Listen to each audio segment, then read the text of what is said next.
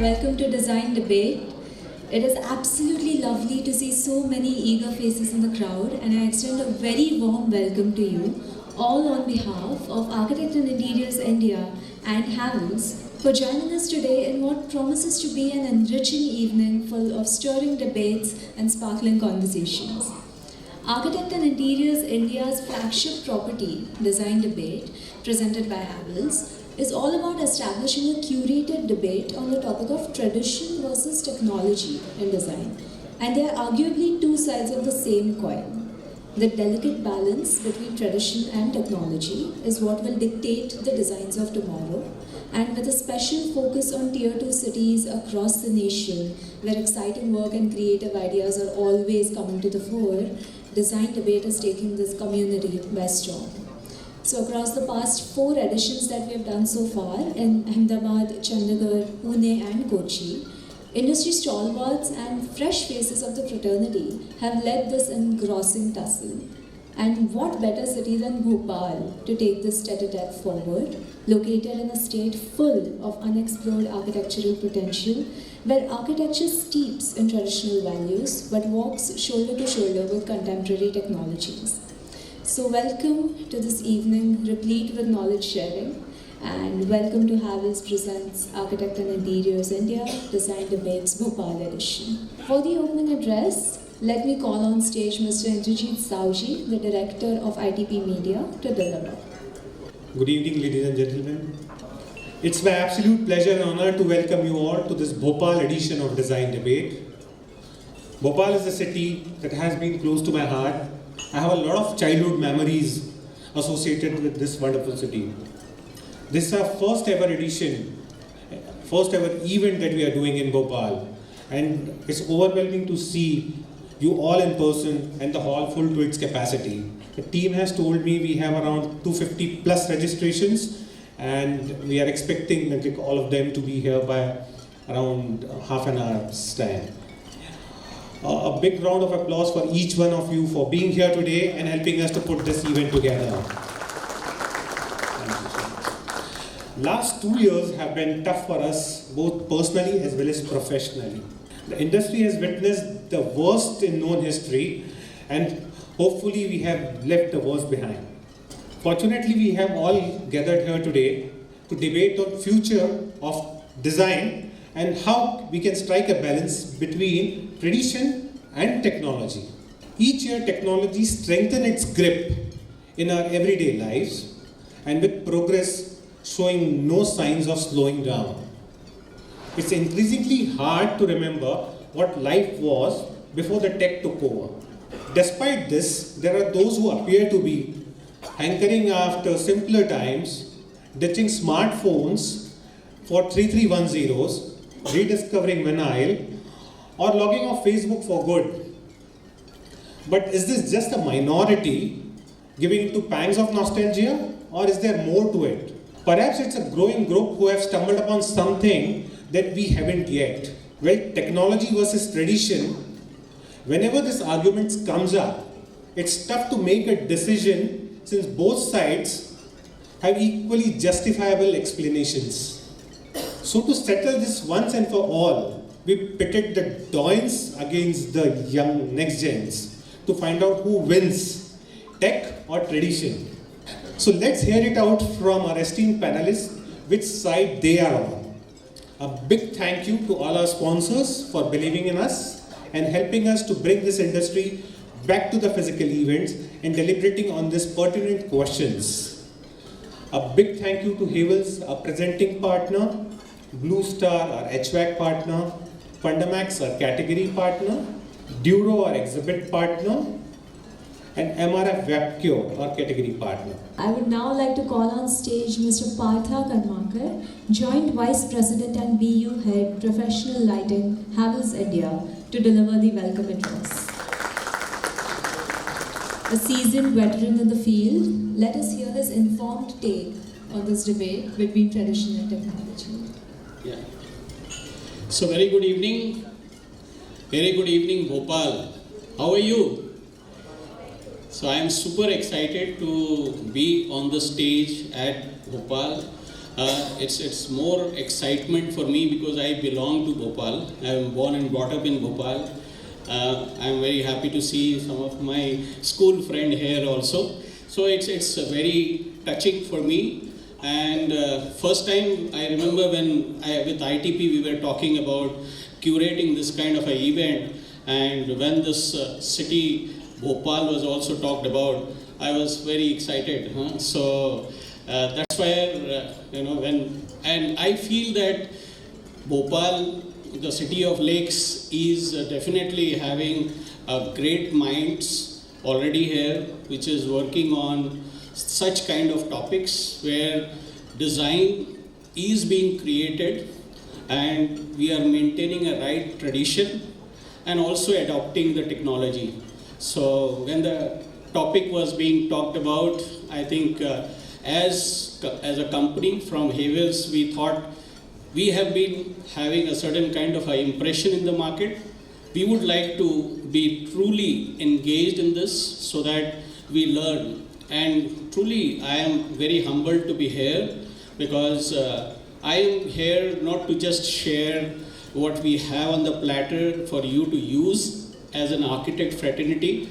I would like to say that Havels is very much keen to curate not only solutions, because we are into customer experience. As a company, we believe that we should be able to create some meaningful customer experience. So for that, whatever solutions we further need to keep on adapting or including in our offers, we should be really open to that. So in this debate, which is about tradition as well as technology, I'm sure from lighting point of view, we can certainly add certain elements which probably will make the interiors more interesting, and we would continuously keep on making the interiors much more interesting with the help of lighting. So I am really looking forward for a great evening where all of us are able to put our minds together to come out with some great suggestions, which I am really looking at. We go back and put into our drawing board so that we can also create solutions. So really looking forward. All the very best for a great gathering, and looking forward to a great evening. Thank you. Thank you, Mr. Kamakar. I think we are moving on now to the guest of honor felicitation. Our guest of honor for the evening is the dynamic and multifaceted Mr. Ashish Bhattacharya, owner at Designing Cell. We request you to join us on stage for the felicitation. Mr. Bhattacharya, before the felicitation, I request you to please address the crowd. Good evening, friends. I'm so happy that ITP has chosen Bhopal, the beautiful city of lakes and heritage. I first of all have to make a loud applause to ITP team for coming to Bhopal to host this show. And interestingly enough, this show is not only interesting but very much demanding and very important. Anyway, I would like to begin whatever I wish to tell you with a very simple note. I must say that Bhopal is a hub of heritage city, and not only Bhopal has so many things to see, but Madhya Pradesh itself, architects like Charles Correa and many more have been enamored and infused their architecture by seeing Sachi and many other things. Bhopal around, in fact, the Bhojpur temple, the Bhopal is also a brainchild and a founder. The foundation is done by Raja Bhoj, initiating the lake as a first source of habitat. Later on, of course, the different history of Nawab and Begums have laid the heritage city so beautifully. Well, I must say that it's been a decade that Bhopal, I have seen Bhopal growing from just a jungle to this state completely from the town planning aspect to the habitat and the build structure. I must say that maybe it is a controversial statement on my part, that I find that tradition and the technology is a weft and waft of our progress and progression too. And on these lines, I must begin with a simple note. Let's take example that we had plow and then we converted to have technological development to tractor, then we had typewriter, then we have multimedia, then overhead projector to projector, and then the slide cameras to digital camera. And of course, certain in this process, the architecture view in their own mindful manner or unmindful manner, which is definitely controversial, and I find cloud architecture, we are working against that in a little mindful architecture. Now the mindful architecture, India itself is a very big story to tell. Now India has so much of technology in the heritage and the vernacular architecture that many more science has to emulate from Indian architecture. Now these are the factors most of the architects are aware of, that these are the ventilation system, evaporating system, and the cooling system, which makes the most of the old buildings so very interesting. You see this simple fenestrations and cooling system, most of the architects are aware of our heritage structure. Maybe in palaces, maybe the buildings of Nawabs, they have this kind of a system which is very prevalent, and we have always added another level of blending our modern architecture to taking this education from this old heritage architecture. Now this is again the Dakshin Chitra, which is very Indian vernacular architecture, which has an art and architecture a blend together. Now you can see this, our architecture, basically traditional and intricate, has got so much of intricate designing, which is, has its own story to tell. Now let's take about the vernacular architecture, and also besides this thing, the local materials, especially in Bali, you can see that some beautiful structures have been made with bamboo thatch roof and bamboo strips. So this is also a kind of a thing that tradition has given a way to the modern architecture, but using the local materials and the traditional materials and the local labor. See this parametrics architecture in the form of a bamboo and thatch roof and other things.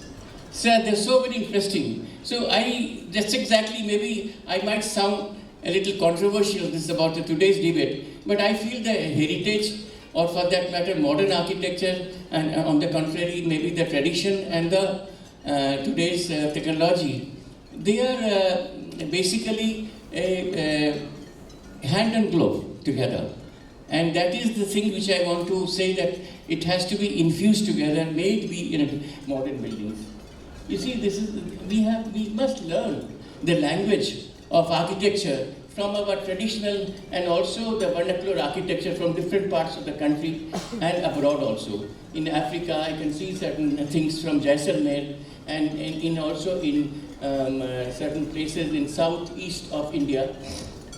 This thatch roof so beautifully done. They are cooling, they are ventilation friendly, they are eco-friendly, and so on, so many things.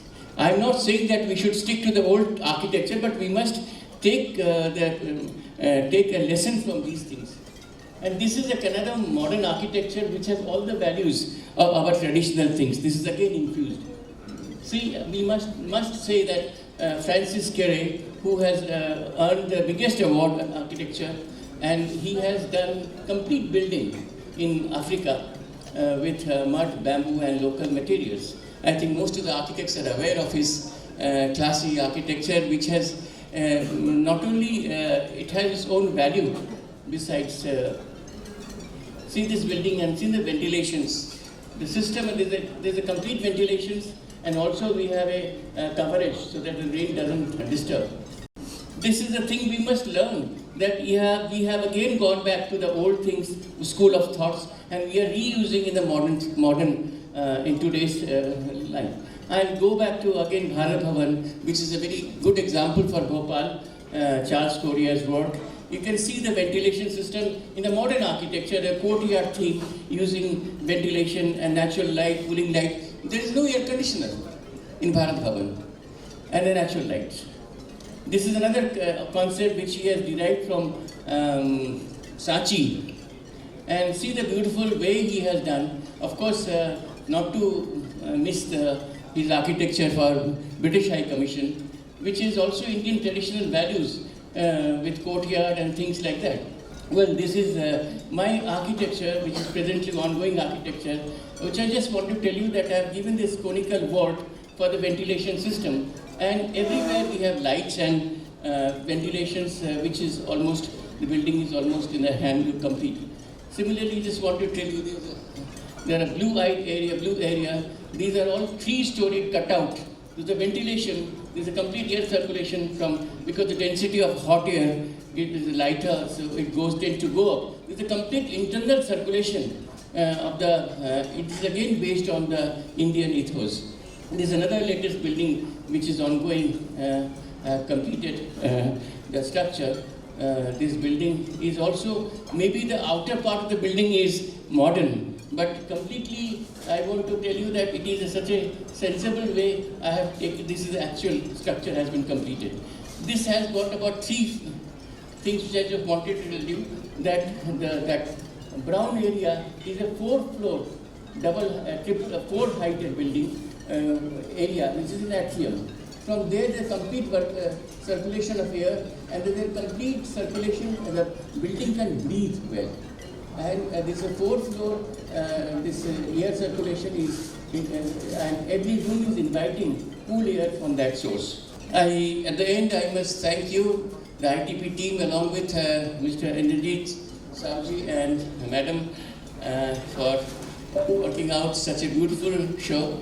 And I wish in times to come, the architects should also think about fusing their architecture with the old traditions along with this thing, but maybe I may be a controversial issue of blending the traditions and the modern architecture together.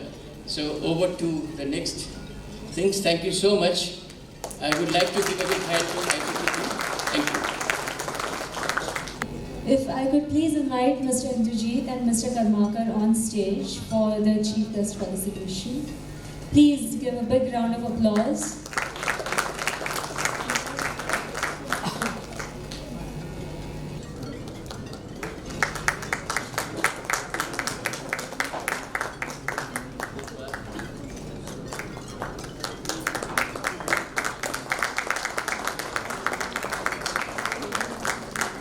Colleagues, friends, so it is a pleasure for me to be in the beautiful city of Lake.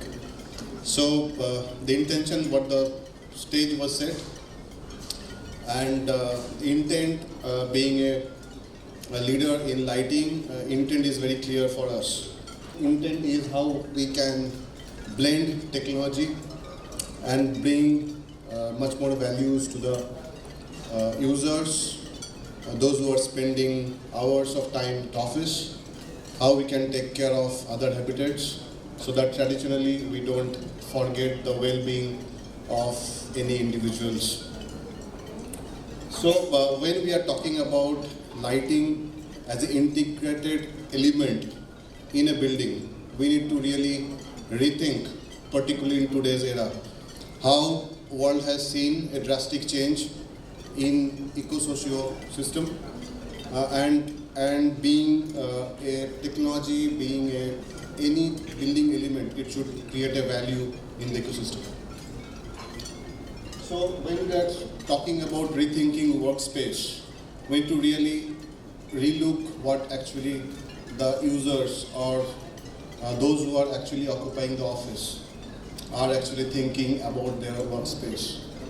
Very interestingly, the survey clearly says that 67% of the occupants or workers are still thinking of hybrid workspace. That means what? So neither they are thinking completely work from home, neither they are thinking completely work from office. So it is a blended mix of a hybrid system. And for a designer, for a lighting solution provider, the challenges comes to us. How we can make them feel, actually make them feel a home in the office. So that's equally important when we talk about any well-being, because how comfortable we are at home might not be same as comfortable as our home. But as a design point of view, it is very critical to bring the comfort at home at office space. Across type of users, starting from those who are dealing with science to technologies to FMCG, financial services, banking services. So across category, the trend is quite same. So there is no drastic changes on the requirement per se of hybrid office space. And it is very important for us, like we are providing lighting solution to any building. So it is important for us also to understand why people are preferring to come to office. Is it really to work or something else? So gradually we're seeing there is drastic change in way of working. The more of collaborating working space are getting created, more of breakout areas where critical decisions also being made. So it is not only a 6x6 cabin or a boardroom or a working space where the decisions are made across office spaces, starting from cafeteria to breakout areas to various informal areas, becoming a very critical and integrated part of any office space. So when you talk about, as a generic in today's era, about office or any collaborative space, the integrated part is about collaboration. People are being or preferring to come to office to learn, to execute, collaborate, and most importantly, bringing the focus on particular work. And also we are seeing, the world has seen the biggest pandemic, and health and well-being part is becoming very critical. When you are talking about anything, any design or any usages, the health and well-being are becoming the integrated part of the system. And today's, when you are talking about this, so technology is the most critical and important element to bring and record this sustainable system of health and well-being. When we talk about any office, many times we tend to forget for whom we are building those spaces. So our body is designed to behave in certain way throughout the day of 24 hours. So this is typically called a circadian rhythm. And we have seen that if we are not having a good sleep at night, the same type of equally, it is more, it is most important, because if we don't have a right rest or right sleep at night, it can create a big stress, strain, and even many accidents we are seeing in today's era. Major fatigues, major heart attacks even are happening because of lack of sleep, lack of disorder of this type of health system. So when it is very important that we work at office very productively, it is equally important that we create an office space which can enable the users to sleep at night peacefully. Any design or any lighting we create, it is centered towards human being. And most importantly, the studies say that if the lighting, if the aesthetic of lighting, the element of lighting, the qualitative part of lighting, including thermal control or ambient temperature of the space, the noise control, how closer the indoor space is closer to the outdoor, it clearly shows that productivity can improve by 15%. And it is not only about productivity. When we are talking about human being, the wellness is improving by 30% plus. So the bottom line is very important, how we can integrate and help the design or luminaire or lighting system which can improve the lifestyle of a human being. And it is equally important, and also we have seen, the studies also says globally, that more the space is more towards personalized. Like there are many people working in the space, and if individually can create a personalized atmosphere for them, again the well-being part improves drastically. When we come to lighting and we are talking in this beautiful evening about lighting which can actually help human being to be more healthier. So human-centric lighting which is centric towards human, are actually standing in three strong pillars. It is all about how I can personalize my lighting system, how individually people can control the lighting based on their need. It is not at all flat anymore.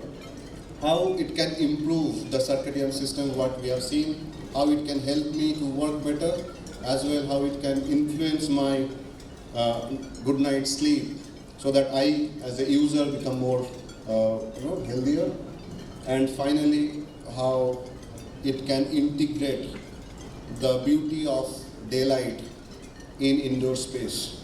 It is not at all only about artificial lighting. How we can integrate the beauty of the quality of daylight in indoor is very important. The quality of light again is very critical, because we as individuals, human beings, are designed to get influenced by type of light we exposed to. As an example, like in the morning we feel very energetic. In the afternoon, our concentration are at the peak. And in the evening, when we are going back to office, going back to our home, we feel very relaxed. And at the night, we feel sleepy and we go to bed. It does not happen by chance. It is a very good design which God has created and which gets stimulated by the sun movement. So, and every type of color of light of sun is actually stimulates various type of hormones, which actually helps us to work, to concentrate, to be very energetic and to sleep at night. So it is very important as a lighting solution provider that we actually inculcate the same or near to equal the same quality of sunlight at artificial lighting. Then only we can bring the well part at our office space.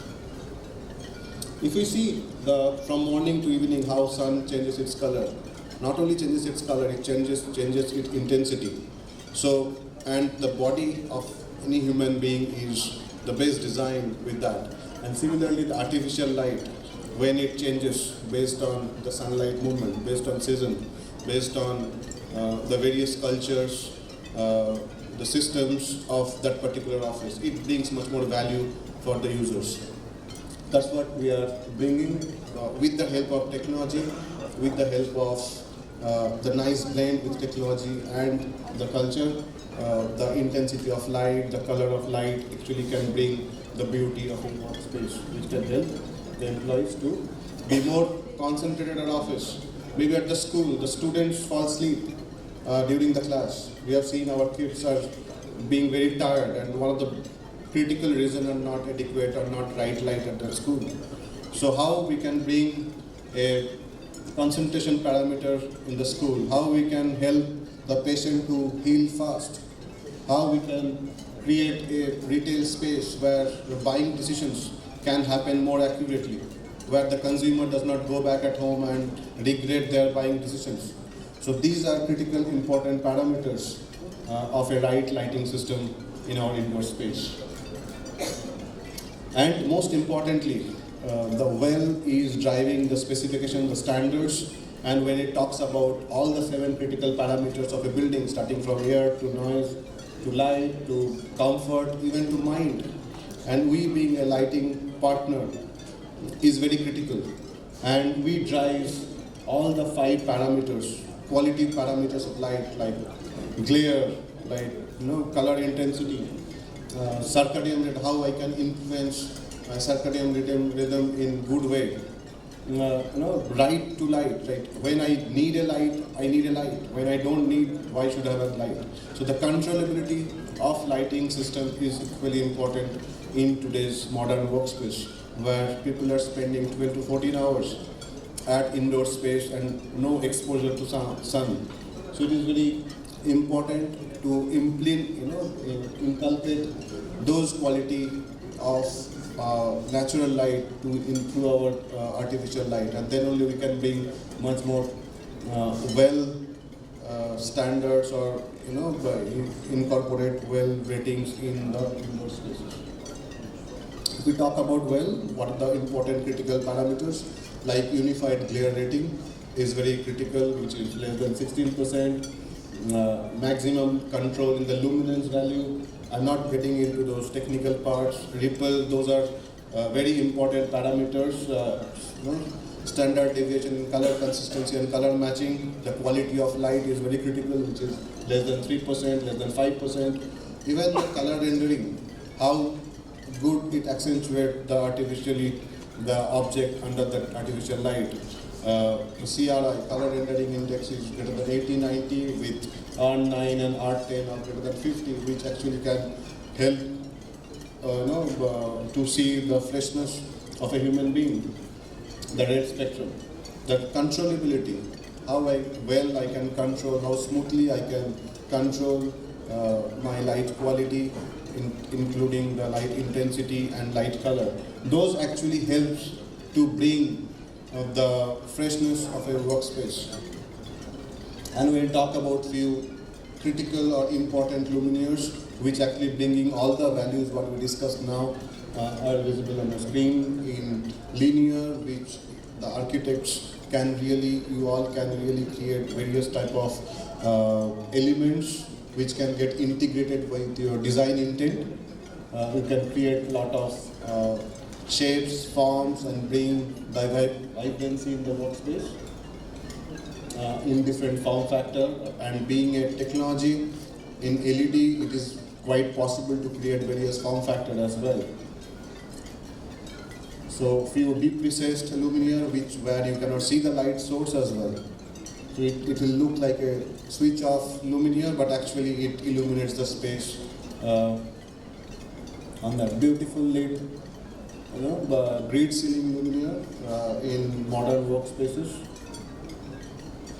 So these various luminaires actually prompting or delivering the well-being element of the modern workspace, which is a critical element, and it very profusely blending the technology with modern infrastructure and taking care of well-being of users. When we go to the landscape, because if the outdoor is not lit to create shadows, the beauty does not come in. So the design to create shadows along with light are the more important than lighting the space uniformly.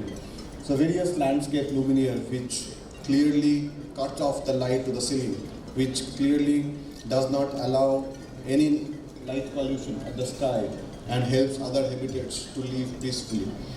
So are the design elements which we brought in our lighting system.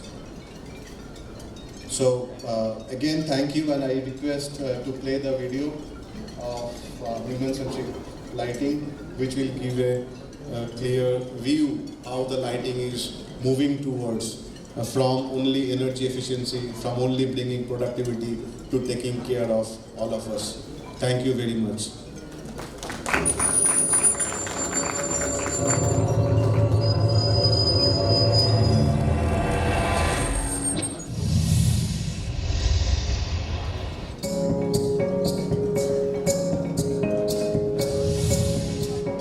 The stress of competition is forcing company employees to spend more time at the office and many a times late in the night.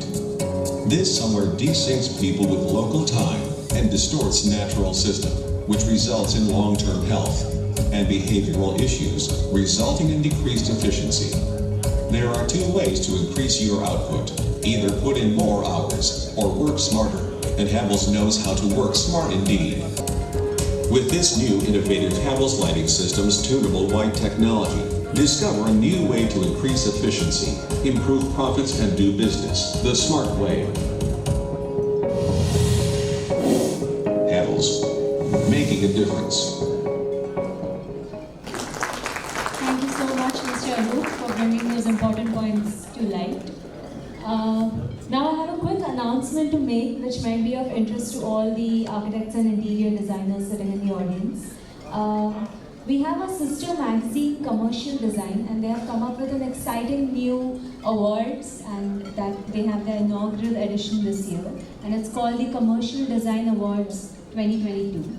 If you believe that you have a commercial space design that espouses creativity or innovation, then this is definitely for you. Nominations close on the November 29th, and the awards ceremony will be a grand affair that will be held in Mumbai on 15th of December. We have entries pouring in from across the nation. More details on our social handles. Moving on to recognizing our curator and moderator for today's session, Ms. Ravisha Merchant. I would now like to call upon stage our dear curator and moderator Ravisha Merchant. Please welcome her with a huge round of applause. Ravisha Merchant, principal designer at Tavera Designs, has been practicing as an independent designer for more than 21 years. As the practicing chairperson of the Indian Institute of Interior Designers, IIID, Bhopal Regional Center, Ravisha comes armed with an exhaustive list of accolades. Not only has Ravisha proved to be an invaluable resource when it comes to understanding the nuances of Bhopal, she has almost single-handedly brought Design Debate Bhopal edition to life as our curator. And as a moderator, she will be paving the path for both the Toyans and the Next Gen sessions. So before the felicitation, I would like to request Ravisha to please set the context for the evening and the panel discussions to follow. Welcome everyone. I know we are running late, so I'm going to just deep dive into the subject. And it's lovely seeing young faces for a change, new faces for a change. And thank you ITP Media for organizing curating this in Bhopal. It's nice that you've already done roadshows in Pune, Kochi, Chandigarh, and our friends from all over IIT who know about your premise and are very happy to have you in their cities as well. So thank you for being here, Indrajit, and thank you, Alicia. It was really lovely coordinating with you, Shalu and Amrita. I don't see her. Oh, you're here. So thank you, all of you, and a very interesting topic thrown, technology versus tradition, but I would personally love to tweak it a bit and remove the verses and add the and, because I don't think technology and tradition can it's like who comes first, the chicken or the hen? So setting the context of today's evening, I would have just 5 running slides, and just to see like what is science without religion is lame, and religion without science is blind. Not my words, Albert Einstein. Science investigates, religion interprets. Science gives man knowledge, which is power. Religion gives man wisdom, which is control.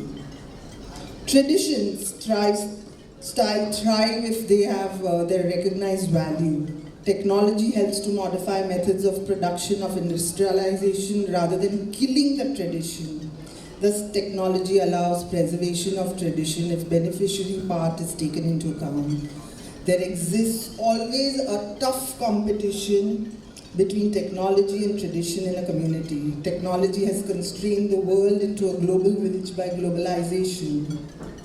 Imagination of today's life without electricity, transportation, communication, it takes us back in time. So, just giving you 5 examples today. This is where we started, humanity started. This is the way we live with water harvesting, the wells which are being restored again in places like Delhi, Ahmedabad, Rajasthan. A great example of technology and tradition. Coming to the next slide, we have, I'm just sharing my favorite pictures and something that is very close to my heart. change the slide please. That's the famous Petra in Jordan. And who would know 2,500 years ago the Nabateans would have, come up with this fantastic way to store water into the dams with this system. And the next slide, please. And Jean Nouvel's favorite, my favorite again in Paris, the Arab du Monde, the Institute of Arab, a wonderful collaboration between the French and the Saudis, and an excellent way to use traditional designs in solar, facade. I mean, I think this is iconic. Next one, the same thing. Next one, please. And of course, his famous Louvre Museum in Abu Dhabi. Again, a wonderful amalgamation of traditional homes that you see the lines and the sea, the water, and the wonderful play of light. So I think, like I want to set the context, it is always something that goes hand in hand. Next slide, please. And what is, I mean, why can we not have both together? I think the Louvre Paris is a great example. And this is my favorite, the Berlin Museum, where Libeskind has gone and done this lovely zigzag construction and just alongside the old structure. So here are great examples in front of us and a wonderful evening in front of us where we debate on technology versus tradition or technology and tradition. I would have actually loved to put the doyens and the next gen together in a debate instead of separating them, because that would have been even more vibrant. But nevertheless, we'll take it as it comes. So, Alicia, how do you want to do? You want to start? I would want you to wait back on stage for felicitation and that's like getting fees before my project is over. And that was a brilliant take on tradition versus technology, and I'm sure I myself and the crowd can't wait to see what you have in store for us with the Doyens. Mr. Indrajit and Mr. Lakshmendra Maheshwari of Durable I'm just going to take a cue and speak about Havels here. Havels, we've had a wonderful collaboration with you recently at Showcase. Thanks Partha, thanks Apurva, and we've had I think Ashish sitting here somewhere who's been also very supportive, and in fact Duro was there in Showcase. I see Cyril and gang there, so thank you Duro. And we also have Blue Star, so thank you Blue Star. Nitin was part of our IGBC panel in Showcase, and thank you so much Nitin, and please thank Mr. Tyagarajan for us. Thank you for supporting Bhopal. And Fundamax, I got to meet Prashant in Bangalore last year at the Design Uru. We would love to collaborate with you for IID in future here also. So an open invitation to all of you, Fundamax. And congratulations, Fundamax, you're on the NEC of IID also. Yes. A huge round of applause for Ramesh Mochi, our curator and moderator.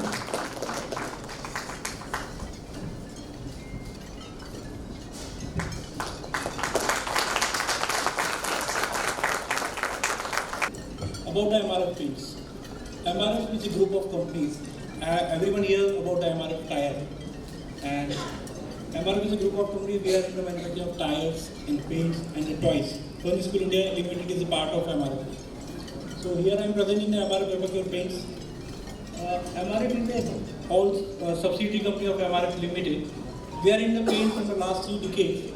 Initially, we in the OEM segment, we are providing PU paints to the OEM, big OEMs like Eicher, Tata, Mahindra. And the market is very huge, so we are entering in the decorative markets, and we are having wood finishes products and as well as decorative products. We are ISO 9000-2015 certified company. 3 fully equipped manufacturing facilities at Chennai we have, and we have RDC centers, centers and Pan India. We are available in the Pan India, and products available in Pan India. Business development team we have to support architects and builders. Here the product category which I introduced. Here we are MRF having wall finishes, wood finishes, metal finishes, specialty products. Here we are having the products of all the subsets like wood, metal, plastic, glass, and walls. This is the one in the wall segment we have three categories product. Like first category we have premium category. In the premium category we have EcoFresh interior and exterior. This is the one of the product which EcoFresh exterior. It's for the exterior. It's a PU based emulsion. It's for exterior grade. 1,000 plus shades is available in our Fantech, and more than 4,000 sets we have tint with the competitor shade cards. It's a highly durable, low dirt pickup, water resistant, UV resistant, and the performance warranty which we are given to 7 years in that product. And the quality, if we are talking about the quality of the product, it is one of the best product in this segment, and we are offering 20% extra coverage. If someone is estimating the 10 buckets will be, the site will close, so we are offering him with the 8 bucket that site will be closed. This is the coverage part of our product. And in the same category we are having, in the super luxury category we are having another product, EcoFresh. This is for the interior grade. Again we are providing 1100 shades in our Fantech, and more than 4,000 shades we are providing with the competitor Fantech. It's a highly durable, washable, stain resistant, excellent sheen level we have this product, and eco-friendly. Again we have performance warranty we are giving to the 7 years in this product. Altura is our premium range product. In this product, it comes into premium segment. Here we are having two type of products: is matte finish and sheen finish. The USP of this product is it's two-in-one products. The tagline of the product is low wastage paint. We can use the product for interior and exterior in a single product. If customer is buying single paint for the interior, he can apply the same product for the exterior grade also. Again, we are providing 1100 plus sets in from our Fantech, and more than 4,000 sets from competitor Fantech. Altura can is more sheen level, highly durable, washable, and performance warranty of the product is 5 years. In the economical category, we have Visa is for interior grade product. In this category, our USP of this product is in this economical range of emulsions, no competitor is providing washability feature in this category. We have this category, that washable feature we have, and again we are offering the same. The coverage of the product is more than 20% extra with the competitor which is available in the market. And the performance warranty of the product is 3 years. And for the exterior economical range, we have campus exterior emulsion, highly durable, washable. Again, we are giving the feature of washability in the economical segment, and highly resistant, eco-friendly paint. The performance warranty of the product is 3 years. In the boot segment, we have the premium product like boot coat. Boot coat is one of the unique product. The USP of the product is we are offering it's 100% polyurethane. Every company is making the PU paint in the market, but no one is giving the 100% polyurethane. MRF is only the product we offering 100% polyurethane in our boot coating. So the quality of our product, clear wood finish and natural wood interior and exterior feature for the furniture, and available in glossy, silky matte and total matte finishes. It's for interior and exterior wood still available, highly durable, eco-friendly. Wood coat is a very old product in the market we are offering. It's generally used for interior and exterior. We have some market feedback from the market that it's not flaming. अगर मैं बात करूँ तो ये product पे मेरे पास कुछ ऐसे फीडबैक से मार्केट से there is one of our dealer in Gwalior his shop is burn in one of the accident so his in the house he is having उनके घर में एक मंदिर था वो जब पूरा घर में आग लगा तो वो मंदिर जला नहीं the reason he is coated with MR paper cure paints, and we are trialing with this. We are many times we are giving these trials to the architects. We put petrol and fire our product, and it's not flammable. This is the feature of our product. And the metal coat is a unique product. Is the USP of our product is it's a universal product. Is wood, metal, plastic, and glass. Where we can use it. This is the It is also the 100% polyurethane product for interior and exterior grade. It's a pigmented PU color. We are offering 3000 plus shades available in the metal coat segment. It's highly durable and eco-friendly. Lead content less than 90 mm. All the designing poles we are seen in the MP market, it's painted by the MRF only. If you are going on the Mahakal temple, all the grills and gates will be painted by the MRF only. With this product, metal coat only. If we're talking about the super acrylic finish, it's 1K finish. It's called temple gold. In the India, लोग इसे कहते हैं temple gold. It's look like a gold, and if we see the picture of this product, it's look like a gold. It's a highly durable, washable, stain resistant, and eco-friendly paint. It's a solvent-based paint. And we have the PU animal. It's Specta. Every company is having the animal paint, but we are having some different. The USP of our product is a fast drying product. Its drying time is only 1.5 hours, and the PU content of our Specta is only is 11%. No one is offering 11% PU in the market in the competition in this range of product. And it's a fast drying, best in class durability, and it's good for exterior building.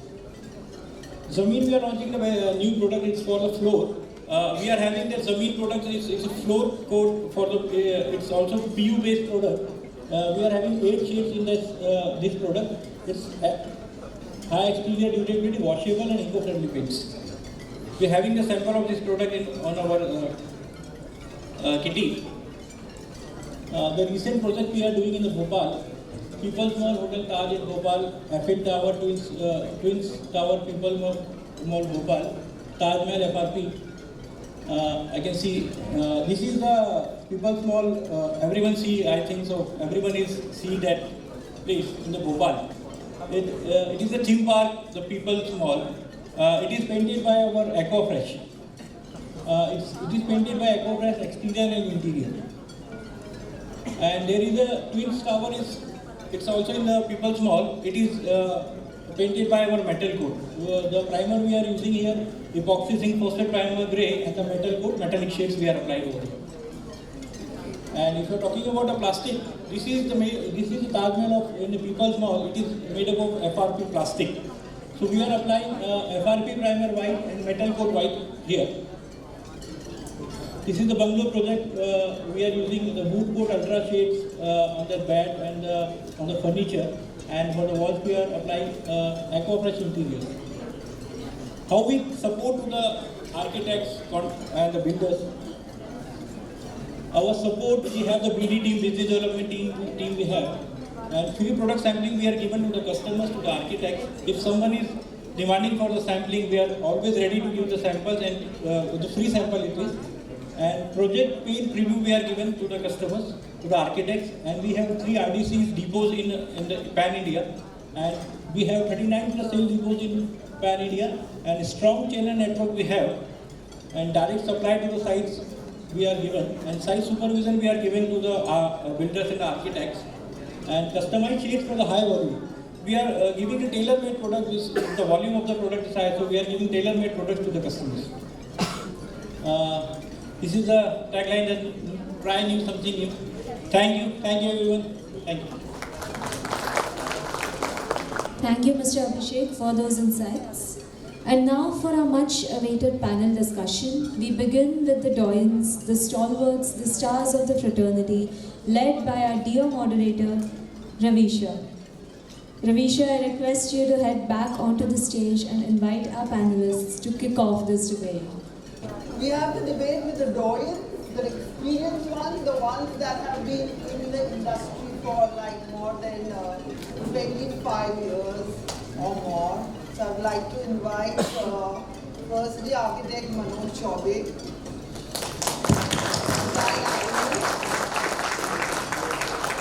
So Manoj has a thriving practice in Bhopal since maybe past 30 years or more, 37 years, and a big round of applause for that. A very great Manoj has been involved in many major projects, and we'll speak to him about his projects as we talk. So Manoj,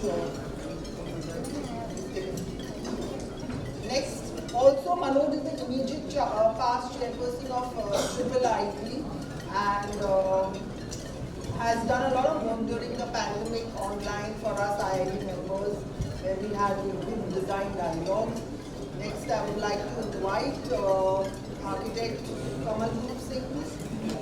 Kamal is also part of IIT, an integral part of our managing committee and also the past chairperson of Triple IT. Bhopal has done wonderful work in his tenure. We've had a design yatra, we've done so many speakers, we've invited experts from all over the country and the world in Bhopal, having great conversations with likes of Birla Miller, likes of Christopher Benjamin, then lots more. So welcome Kamal, and then we have Akshay Selkar. Grand Bhopal, getting grand entry and all over. He's famous for his works at Molecule and many others which we will speak of. The young fit guy again. Again, our founder chairperson of Triple IT. It's like a family here right now. So he's the one who got IIT moving in Bhopal, and it's been exactly 10 years now. They're touching 11 next year. So I think this platform as a invite to all of the young architects to join us and be part of our community. Then we have Preeti. Preeti is our dear friend and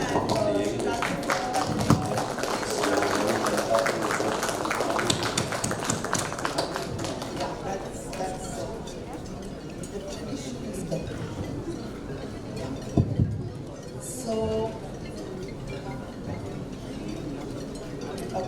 So Preeti again has a thriving practice in Bhopal and has been in the industry. She's practiced in Mumbai, in Pune, in Bhopal, and is very active again. And we'll speak to them today on a very relevant topic: tradition versus technology. Kamal, I would love to sit in the middle. And of course, we've forgotten Partha. Where are you? So Partha is going to, inject us with a little bit of the trade. And Partha, of course, we heard from Havells, and thank you, Partha. We're here because of you. Thank you. So like I mentioned earlier, I think when this topic was brought in front of us itself, it was, really is that word versus required in the middle, because I don't know how it can, be worse. It's always been part of it, or hand in glove, warp of weft, as Ashish sir said, and I said, it has to be tweaked to say tradition and technology, because I don't think we can. It's synonym to just these two words for me personally. So I take the first round of questions, which is a common thing which I'll throw to all of you. What is technology to you and tradition to you, Akshay, in terms of design?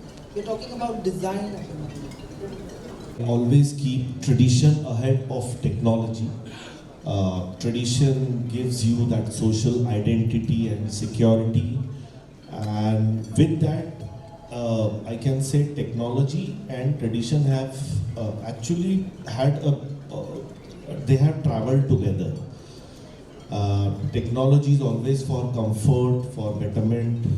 In terms of design, I will say yes, technology is the most important driving force, keeping our tradition in mind. See, if we see today's building, all those different type of architectural style, working style. Many designers have started using 3D printers, 3D modeling. Now you can download a file and get the building printed at some village or rural area. So that's the strength of technology. Of course, our tradition cannot be separated from that. You have to understand the basics of design. We have learned a lot of basics with following our tradition. So yeah, that's it. I would like to say. Thank you. How important, what is your take on tradition and what is your take on technology when it comes to design? Right. So, I mean, as we all have seen a lot of presentations happening from different sponsors. So, I mean, technology is a very integral part of design now. We cannot skip this aspect of using technology in our building designs, starting from producing of the design by any kind of a software or any kind of a tool. So that there where the technology comes in, and then using different technologies in different aspects in context with the design. I mean, whether it can be an automation, whether it can be a sensor-based lighting design, whether you are using the technology in your showering systems or in your bath faucets or any kind of building activity which you have planned for your clients. So obviously technology cannot be kept aside. At the same time, tradition, yes, of course, tradition is something, the basic roots of from where the architecture has evolved. I mean, the culture, the values, the human values from where we all live in a society. So definitely, tradition is where, I mean, just taking a simple example, tradition and culture are kind of a similar things. So when you have a family belonging to a Sikh religion or a Muslim family, so there is a culture and the traditions you have to keep in mind while designing separate entities for them. So I think that's it. Yeah. I mean, tradition and culture are both intermingled together. So you keep them in mind when you design something from them for them, right? And as I said, technology also, I mean, it can be seen in various aspects in lighting, in elevators, in everything. I mean, so of course technology is there in every design. Let's understand the tradition first. What we conceive as tradition today was at one point of time the latest trend and latest technology.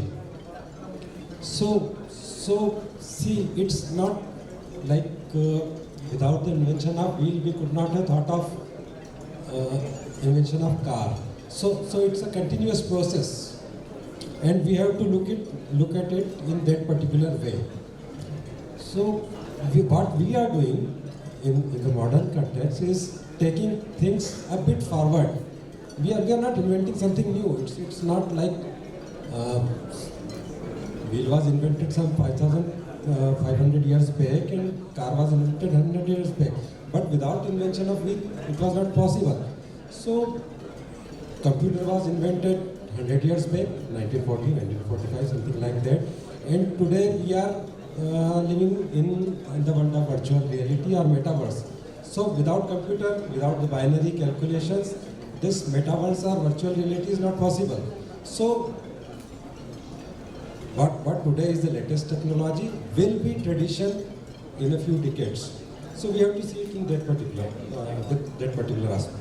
Basically, tradition and technology goes hand in hand, and it's a fusion. Our life is a fusion of both of them. Technology is basically a natural progression evolved from our traditional value system. I don't think we can separate both the concepts. पहले जब stone रख करके मतलब fire generate किया और आज हम gas जलाते हैं या इलेक्ट्रिसिटी जनरेट करते हैं तो टेक्नोलॉजी इवॉल्व हुई ट्रेडिशन तो वही वहाँ से शुरू हुआ I think I look at I think the whole discussion now, that they are not versus tradition as well as technology go hand in hand. I would just add with the two words which I feel more connected. When it is tradition, it's about anchoring ourselves with some values or some design philosophies. So that anchors us, whereas technology makes us more contemporary. So if we don't embrace technology, then we would be fossils. So that's very important. Thank you. So Partha, coming back to you now, and I would like to address this, like Blue Star has been, into the cooling systems for ages, and we've seen, your systems doing the HVAC, and now the new technology. Now Blue Star is moving towards green buildings, towards LEED certification. You have your accreditations with your consultants, and you are moving forward towards, sustainable design. So what's your journey been with Blue Star embracing technology, the innovation and the mindfulness the company keeps, the responsibility towards environment, your climate change? So how does Blue Star work? Well, I won't be able to very specifically talk about Blue Star because I'm maybe saying Blue Star because you're sitting here, but I'm just talking about maybe the cooling technology or the air. There certainly one of the very interesting standards which have come up, that is the LEED standards. So LEED standard has got different ratings. So when we are developing new buildings, so when that building has to qualify a certain LEED standard, the technology has to be used, otherwise you won't be qualifying for those gold and platinum LEED standards, which has a direct impact on the carbon footprint. So without embracing technology, whether it is aircon or lighting, we won't be able to even get the basic numbers out of the LEED certification. So IGBC would be very unhappy that if we are not following those basic LEED standards. Now LEED has now further evolved into WELL standards. Now WELL standards are also very quantifiable, measurable standards. If we don't use technology, we may not be able to achieve those standards also. So Kamal, now I am going to direct his question to you. He is talking about moving forward the technology and the LEED certification, and then moving towards we move towards VRP. But how receptive is the client to adapt these technologies and the costs that come with these technologies? I mean, how are we balancing that? I mean, here we have a person who's giving us the technology, and here you are there mediating with the client and trying to counsel the client and tell them about all this. So how difficult is this? So now this generation of clients, the new generation, because there is a the generations are changing. So now the client is very demanding in case of technology, or he is very well updated. He is demanding for new kind of systems which a consultant can offer him.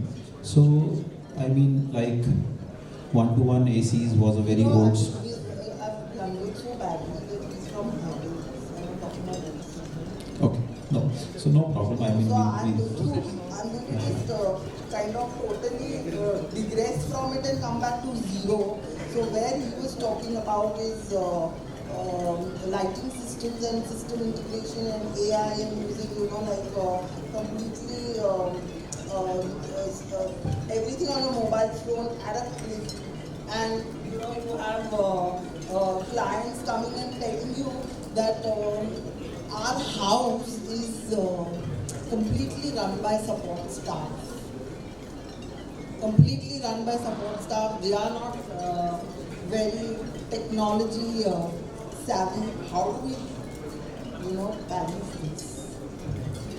See, now this generation is, it's a very contemporary kind of a generation, and where you do very contemporary designs. So contemporary designs is where the technology comes in. Okay, the traditional design was a very old school kind of a design, where you have at the same time, this kind of design is also cost effective. It's very fast to do, and it has a good impact also on the client. So when it comes to like what you said, when a client says ki I am not very well updated with what is happening on the mobile phone or something. So yes, see, being a consultant, we have to balance these situations and we have to educate them. I mean, that is where the role of a company person comes in, where he tells ki yes, we have the right support system for you, we'll help you at every point of time. We'll also educate them ki how to use this technology in your home or your offices, where you have these motorized curtains, where you have these air cons connected with your phone apps, and so many things.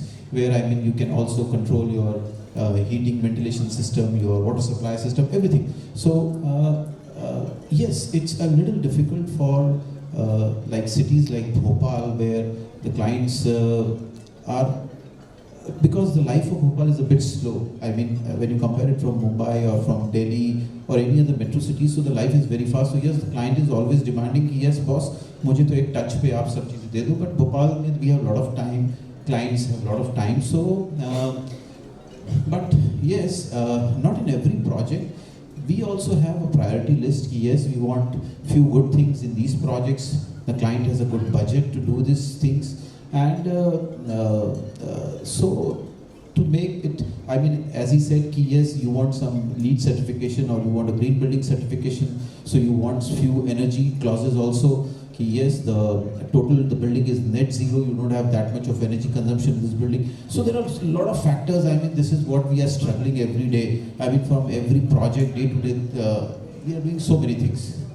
So this is completely from the residential point of view, where you have to sit down with the client and counsel him and educate him that why this is good for you technology wise. And Akshay, you've worked on so many commercial projects. You've done so many resto bars. You're doing hotels across the country. You're doing a lot of these jungle lodges, where it's a very interesting play of tradition and technology, because I know you've done, forest stays, and getting technology there is also even like a Wi-Fi system there, I'm sure is a challenge. And again, like a place like Molecule that you designed, which required a lot of lighting design again. And that's again where, people like Partha coming, where you have lighting consultants and you have people guiding you. So what's your experience being between these two contrasts? Like you have one is the forest resort and one is the, see, actually you have to understand that if you go to a club or something like that, so the activity is different.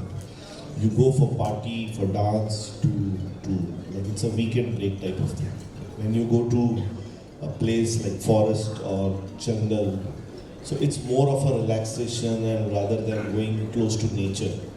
Of course, in today's world, you can't say that, okay, I will give you a mud house and go and stay there. You have to give them 100% technology friendly atmosphere with that feel. I mean, that project has to have air conditioning, proper hot water supply system, Wi-Fi, the most important thing, and many things. So yes, it is a challenge, but you cannot skip that thing. You can't say that, okay, we will not provide anything, you come and stay here. You will lose your customers. And when you go to like places like a nightclub or a restaurant bar or something like that, of course, lighting, air conditioning, music, all these are part of technology. It cannot be, I mean, it has to be there, and it is you have to update your system. In fact, you cannot do that. You have installed one system, maybe after a year you have to update it. So that updation is also very important.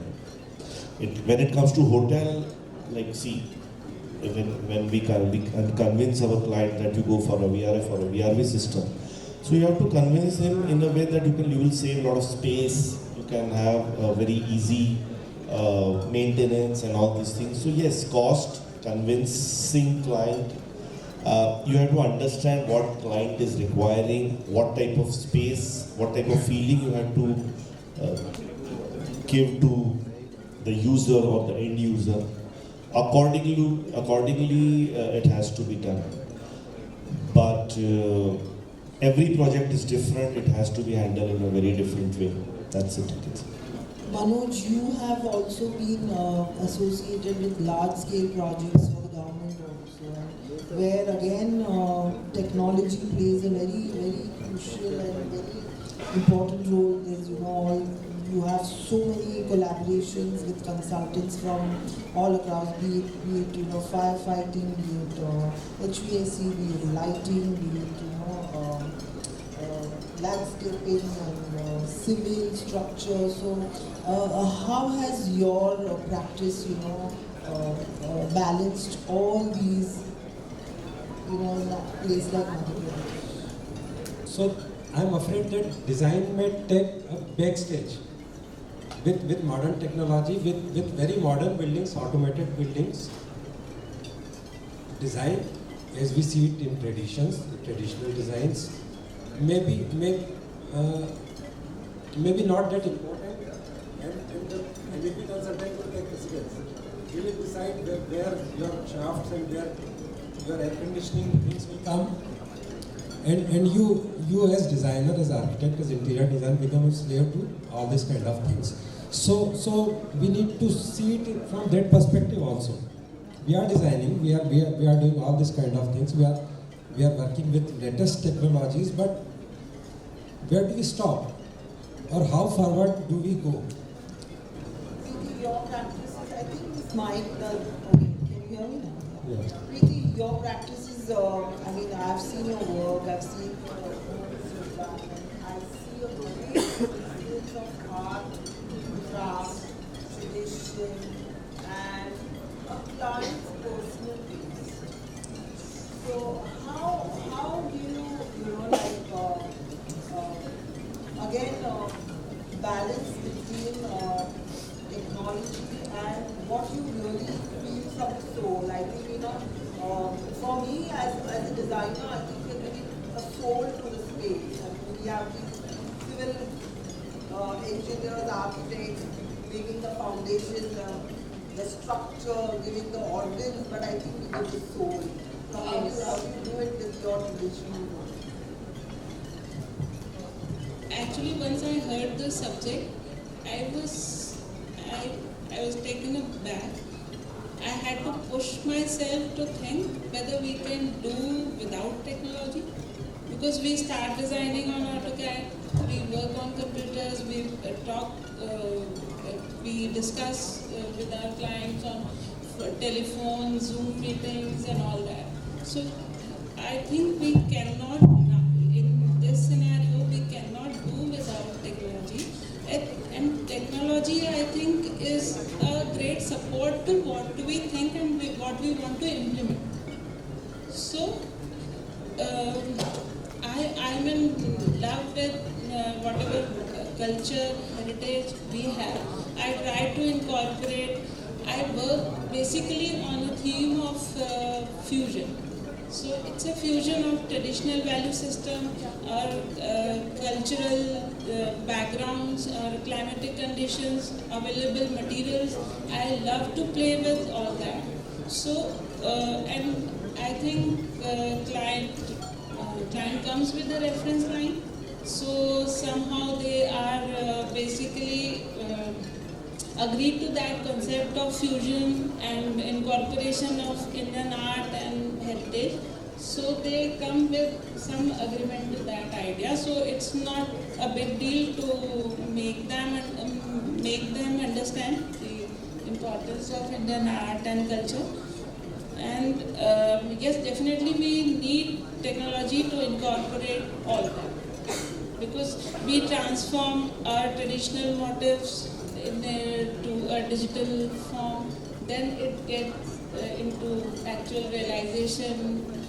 Recently I've been to Jaisalmer and I've seen a lot of variation, like they have their old handmade beautiful stone structures, and now they are using CNC cutting stonework. So there is a very, very fine difference between the two. We'll get into this point a bit later. So I would just like to say that we should stick to the right balance of that. Correct. मतलब इसमें एक बात कहना चाहूँगी कि लम्हों ने खता की थी, सदियों ने सजा पाई। तो हम जैसलमेर जाके मैंने ये सोचा कि जो हमारे पहले थे वो ये दे के गए, अब हमारी सेंसिटिविटी क्या होनी चाहिए और हम क्या दे के जा रहे हैं। तो ये बहुत स्कैरी थॉट है और मतलब ये बहुत ज़्यादा हम जो आज कर रहे हैं उसको अफेक्ट करता है। और मतलब we should really think on those lines कि हम आगे क्या आगे जनरेशंस के लिए क्या करके जा रहे हैं। I think sustainability is such a buzzword nowadays. I mean, you're hearing that word everywhere, whether it is fashion, whether it is like craft, whether it's building design. It's like just like a word used like a slang. But I think more than sustainability, I think for me it is sensitivity. Yes, it is. Sustainability comes out of sensitivity. Yes. How sensitive you are to your climate, your backgrounds.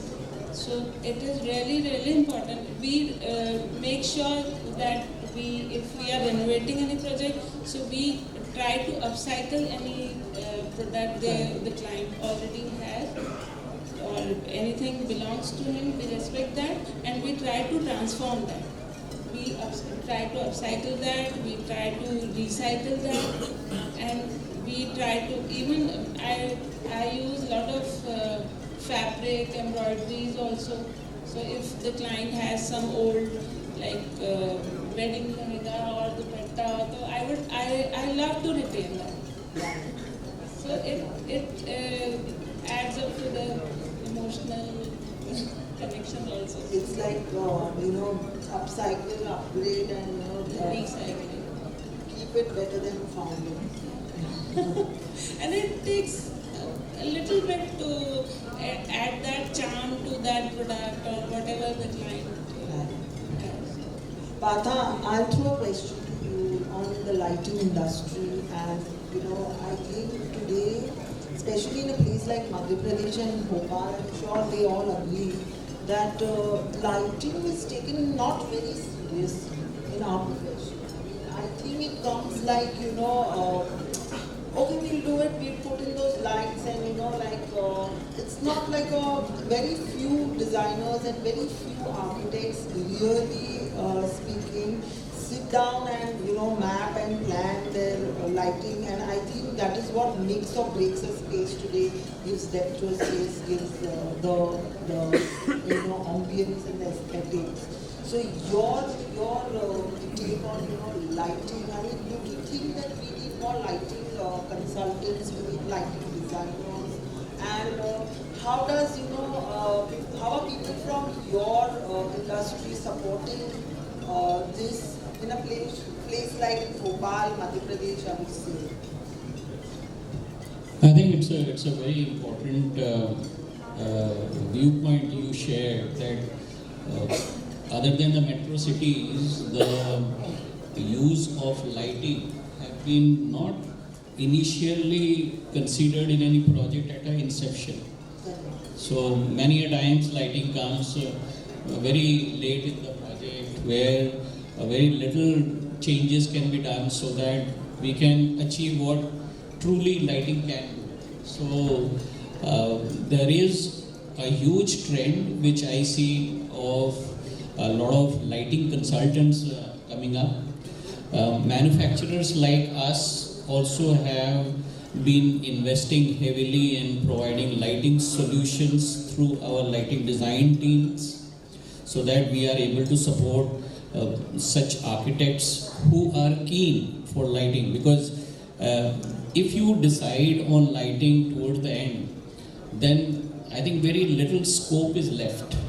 So ideally speaking, like any other important element of the project, if you just take a little while to conceive lighting as integral part of the project, be it a residential project or maybe outdoor landscape or any commercial project, a lot of solutions can be very well implemented. So, I mean, how we are making use of this is one, investing heavily on those people who are getting trained on lighting. We are also associating with various institutes for lighting as a subject. We are also working closely with such forums where we are able to share our mind on what's happening in lighting. So giving one more example specifically that how do we take care of such kind of a project where lighting has come out even late. So there we are working on customization also. As a company, it's very difficult to, as a manufacturer, to keep on customizing, but our designs are being made in such a manner they are modular, so that you are able to use some part of it in some situation, and in a project where you have already advanced so much that it is very difficult to use the complete form, you can use the miniature versions. So that's how we are working on to cope up. And certainly, we also very much encourage that the knowledge of lighting can be little more shared, and you'll be surprised some of the architects I have come across who talk language of lighting more than us. So it's really interesting. It's a very, very in-depth subject, and I really think we designers don't take it very seriously. It's something that we need to kind of really think, plan, and really look at. It's great, when like you all come forward and give us we work this out. And yeah. And now we have so many options around, and like very well done presentation by Apu. We could see all the different lighting systems, and we're going to come back to you again on one more question later. And Akshay, my next question is again on technology and tradition to you. You've been working a lot with concrete and experimenting in different ways. You want to talk about more on how you're using this material even in arts and craft tradition? Yeah, for our projects, concrete is the main ingredient, and I always say concrete is a liquid material rather than solid, because the way you pour it in and the type of shape you want to give, you can achieve. And we use a lot of engravings and CNC patterns on concrete while casting. Many times we take forms from our traditional jali or some handcraft. Even we have done signatures also. So these are all things I personally use in my projects, and that natural finish and surface itself is a material. We don't need any type of finishing over it. So we use a lot of concrete in our projects. What are your favorite materials that you play with in your projects? Like, how do you say when a client comes to you and says that I want to design this, then how do you start the process of, giving the client options? I think we as designers have this whole palette in front of us where we can show and give choices to our clients that you have options, these are the options, these are sustainable, this is where the life cycle will be of these options. Because for building material, what is there. But as designers, when you're doing interiors, you have this whole plethora of options. How responsible are we, or how responsible are we, educating our client that use this, let's not use this? See, you cannot force or you cannot just impose something on your client. I mean, if something which is liked by me, it may be possible that my client or he don't like, his family don't like. So first of all, you have to understand his lifestyle, his mood board. There are many clients who actually don't have specific requirements. They leave up to you. In that case, you can suggest few things. But as Kamal also said earlier, that nowadays clients are well educated, well informed. They come up with brief. They come up with even certain style of design and architecture according to their like tradition or family background. So yes, collecting all those information, you cannot straight away come to materials. You have to actually deliver a product and then you segregate in terms of materials, budget and different things. So this is how we proceed. Yeah, that's it. Thank you. You've done a lot of work on a religion angle also, Kamal. I think you worked on Gurudwaras, and that's a complete pious, traditional take to, you know, what you normally do, the lovely residences you make and the large-scale residences and hotels that you do. So there is, again, you know, a very clear defining line between these two kind of projects. So how do you shift your, kind of design language? How do you balance it? We'll close after I give the last question. I'll just quickly give answer to this. I mean, it's almost been 15 plus years of practice now. Traveling a lot has made us to learn things.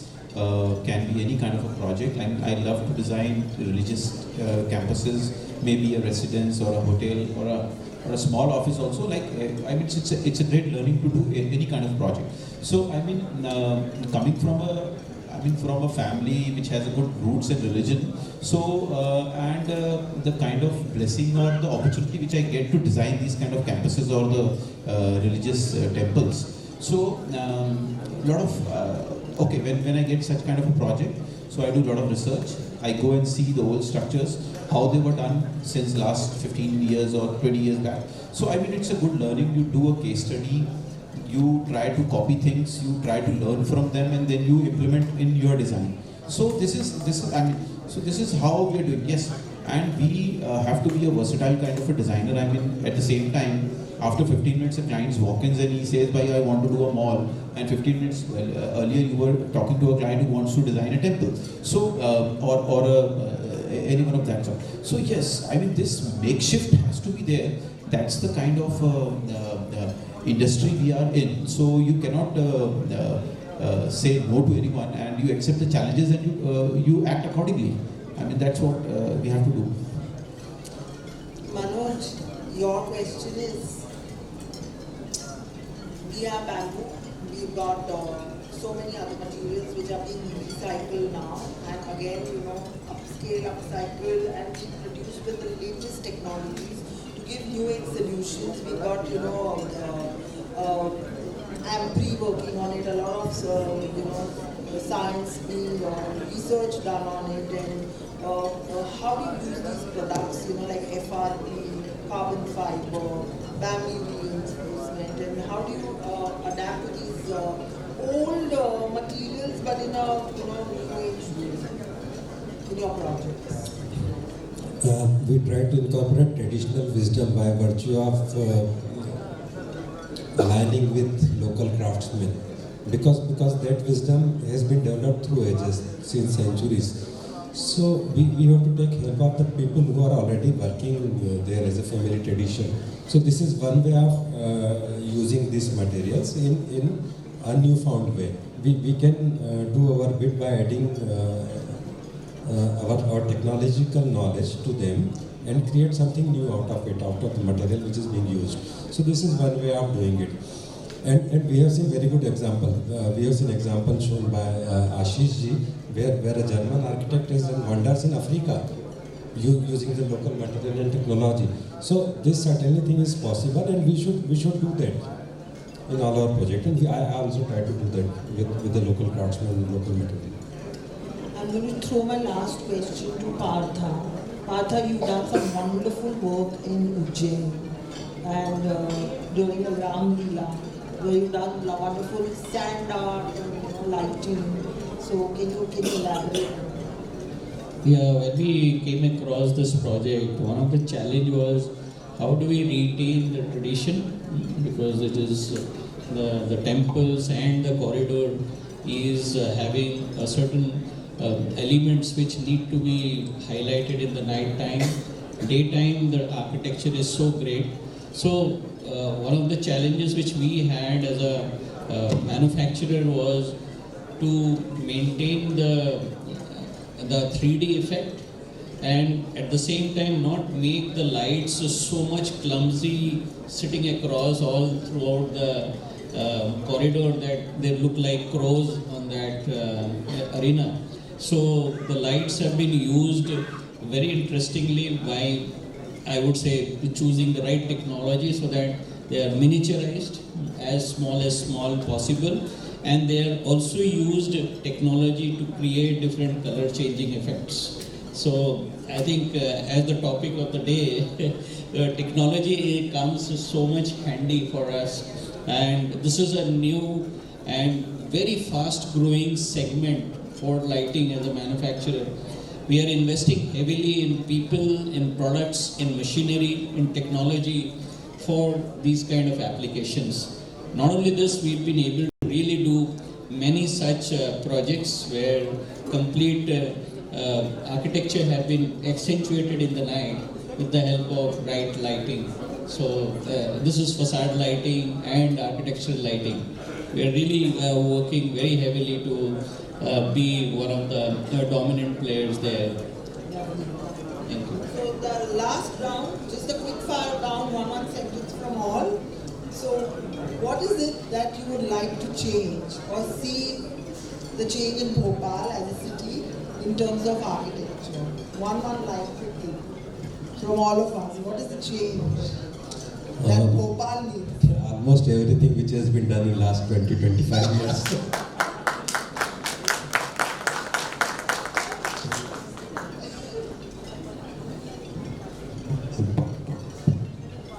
I think first of all we need a master plan. A proper proposal is required of at least phase upliftment of roads. You cannot go and change individual building, but at least a facelift of important roads so that you get a better view, and whoever come to Bhopal, at least he has some good places to visit. Bhopal has got very good places, but yes, these are few things which I think should be done. Kamal. I would like to say we need a lot of involvement of architects and planners in the designing of this, upcoming city for the next 25 or 50 years. There is hardly any involvement which, we never get an opportunity, or we never collaborate with the social bodies, whether it be a Nagar Nigam or anyone. So, it should happen, otherwise we'll see very odd structures or bad kind of buildings coming up in Bhopal every now and then. Bylaws should be same for all. I think I agree with the point of architect Akshay. The master plan, where all roads, buildings, and all the parks and landscapes are illuminated and well designed. So we would be happy to contribute there. Okay, one word and be quick. India at 100. India at 100.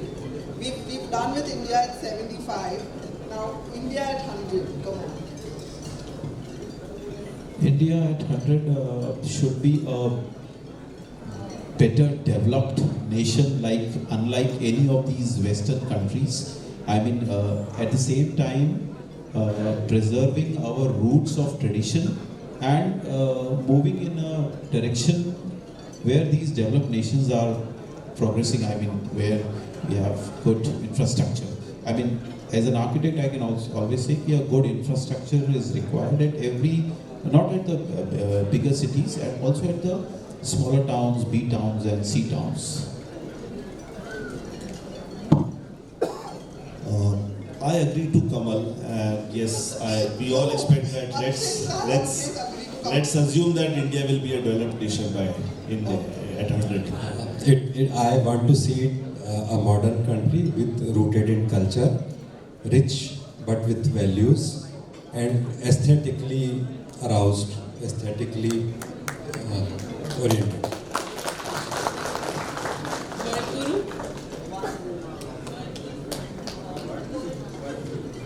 So since it is a one-word question, I would say India at 100, number one. Wonderful. Thank you, Joel. Thank you so much for your good words, and my apologies to you. But thank you so much for giving your valuable words, and I can just sum up saying that yes, technology and tradition go hand in hand and are synonym. We can't do without both. We have to embrace both. And our value systems, our social fabric, our culture, everything is all integrated, and it was wonderful. And I think the biggest word I believe is in collaboration. I don't think anything is possible without collaboration, without communication, and without discussions. Thank you again, ITP, for giving us this opportunity to discuss and have an engaging conversation. And I think we will just switch over to our next gen and not take a break. There was a very insightful discussion on, the tradition and technology, right? So just an open question to all of you, because we are talking about future also. Now, what do you think? Design definitely is integral, design is crucial, but when it comes to design and sustainability, what do you think comes forward or takes an upper hand? Your thoughts on this? For me, it's always sensitivity and responsibility. I think if you are, in touch with yourself inward, you will always make the right choices and be very concept conscious and very conscientious about your choices. So it's all about making the right choices that are in front of you. That's for me. See, we are global citizens now, and we are moving very, very fast. We just can't fathom how fast we are moving in terms of technology, in terms of design, in terms of construction. So what's happening in US or Germany or any part of the country will be here in moments. So sensitivity somewhere takes backstage. It's technology which always precedes tradition. So now we have to see that where we are moving forward. Yeah, it's like a double-edged sword. Technology is a double-edged sword. You cannot be rooted and you cannot be everywhere at the same time. Okay, that wraps up our Doyen's presentations, and what a thrilling debate that was. Your contextualizing of a debate that was relevant across the globe and tying it so wonderfully with the city of Bhopal was phenomenally done. I will now request you all to wait back on stage for felicitations. May I call Mr. Sunil Verma, Regional Manager, MRF Vapprocure Paints and Mr. Nitin Savle from Blue Star on stage to felicitate our panelists.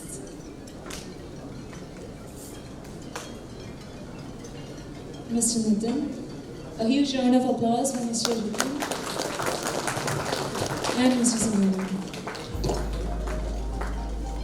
Mr. Sunil, I request you to please present the plaque to Mr. Akshay Selukar, Principal Architect, Akshay Selukar Architects.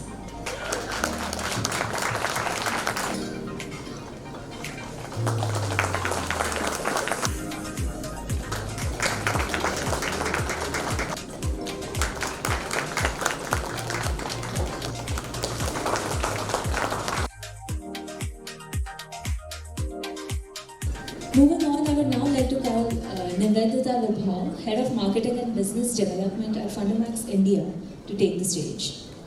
Good evening, ladies and gentlemen. I know it gets a bit tough after 7:38 when your clock is ticking and your stomach says it's time, right? So not with an intent to keep you all waiting for the drinks and the dinner, the cocktails and dinner which await you, but let's get started. So once again, a very good evening to all of you, ladies and gentlemen. It gives us immense pleasure to be today here amongst the design fraternity in the picturesque city of Bhopal. The serenity is amazing, and The cleanliness, of course, is commendable, and I'm sure you all will agree with it, isn't it? So I think Bhopal deserves a big round of applause for the cleanliness which you guys have, right? So amazing. So to start with, I'm sure many of you know about Fundamax. We are one of the leading brands of HPL, which is high pressure laminates, and design is all which is in our intent, which is in our ethos, and this is what we do. Creating, inventing, innovating. And today, without wasting much of your time, we would just take you through our work. Can we have the AV, please? Where beauty touches the surface, it is art making itself useful, touching the heart all the while.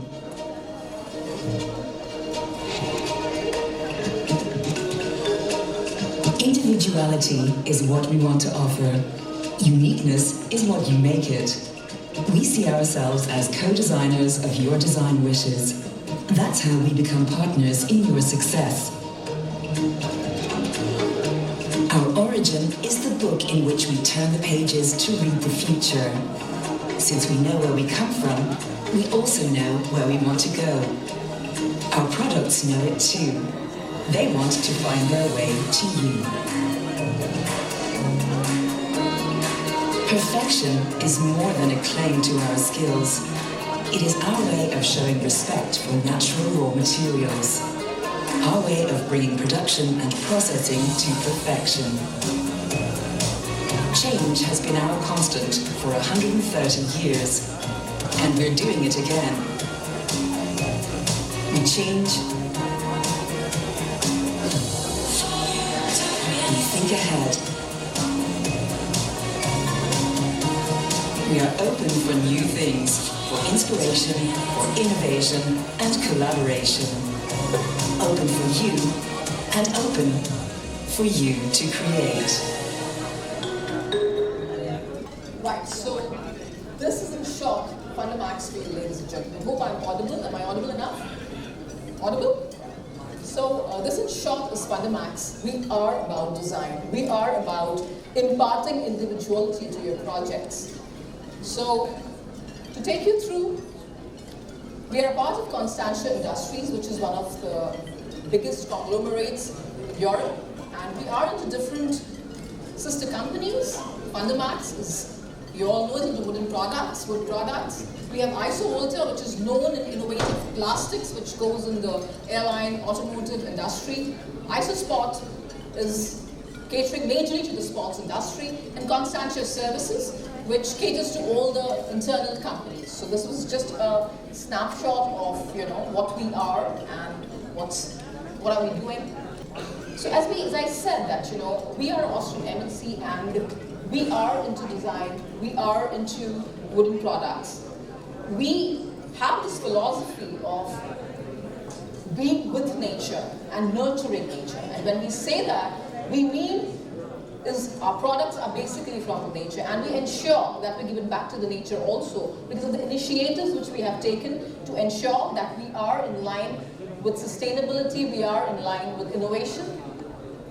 A bit of our history, we started way back in 1890 when we just started with a sawmill, and we have grown from there brick by brick, and now we are with you, as Fundamax, which has done more than lakhs of projects worldwide, and India also we take pride in saying that we have done more than 15,000 projects all over.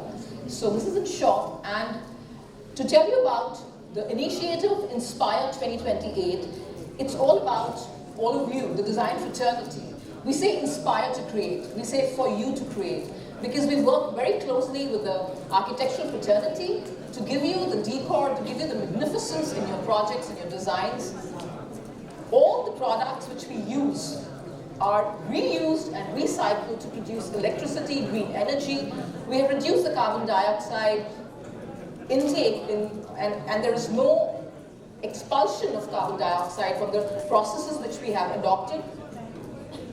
We do a lot of CSR activity for district heating and all of it.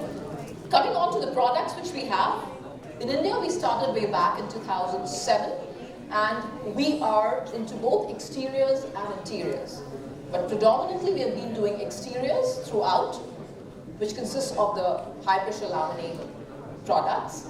You can see it's into different types. We are also getting into interiors shortly now, but majorly we are into exteriors.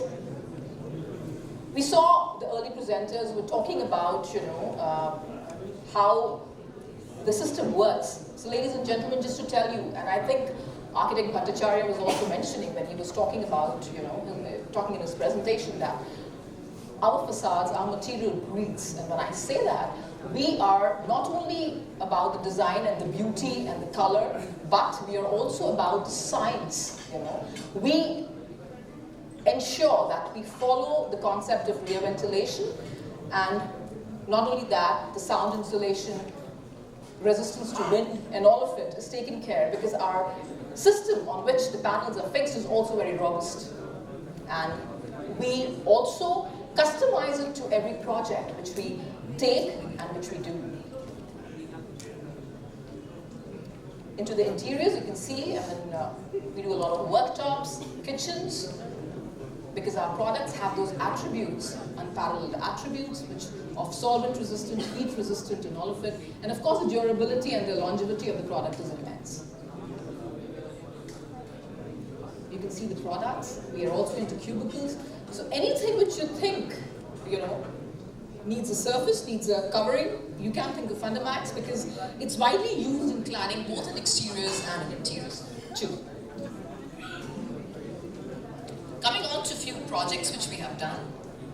A few of them, which there are many, but just to show a bit.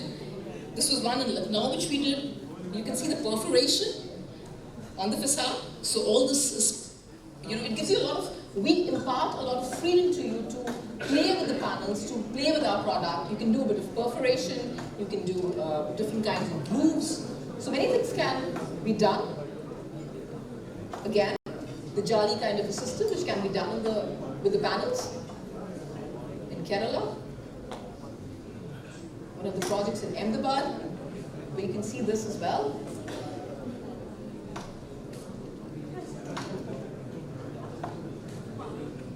This is one of the awarded projects in Bangalore, where you can see it's very simple, but of course the design is amazing, and you can see how the facade is being made. It just adds every bit to the magnificence of the architecture.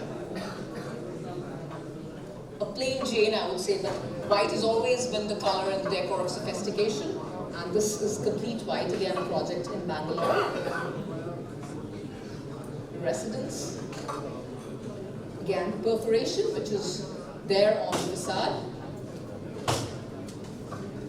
Some international ones for interiors. Again, in interiors. We also cater to the pharma industry and healthcare in a big way, wherein we have panels which are resistant to a lot of chemicals. They're antimicrobial, right, and can be used in sensitive or sensitized environments like hospitals, operation theaters, laboratories, and all of it. And we are happy to tell that we have done a lot after the COVID also, in particular, in these spaces in particular. A few toilet cubicles, restroom cubicles. So we are open. We are open to ideas, we are open to collaborate, we are open to design, and as architect Tatya was also mentioning while she was here, that we definitely want to collaborate to create spaces which are sustainable, spaces which not only add to the magnificence and make it the so-called addresses, but spaces which are futuristic in the design, in their durability, their longevity, all of it.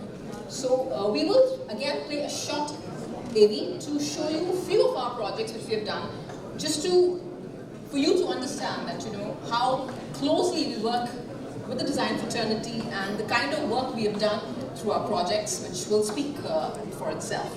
Can we have the AV, please?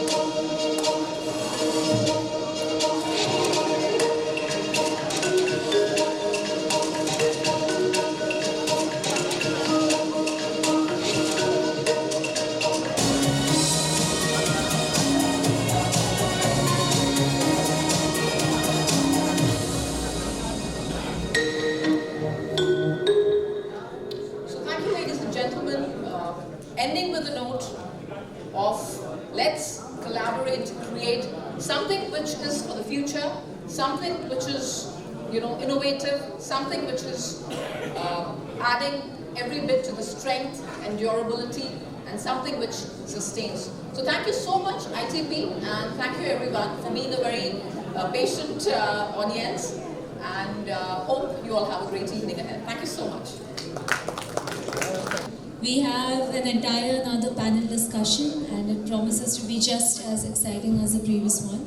I'd like to call on stage our brilliant moderator Ravisha to introduce our panelists and kick off the debate. Over to you. An applause for her.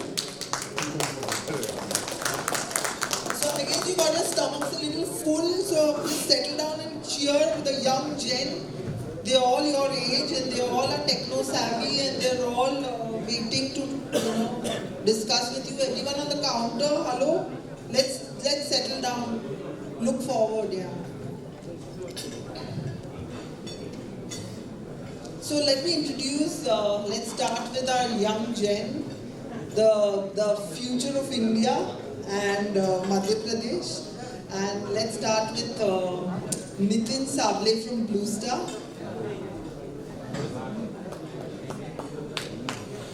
Welcome, Nitin.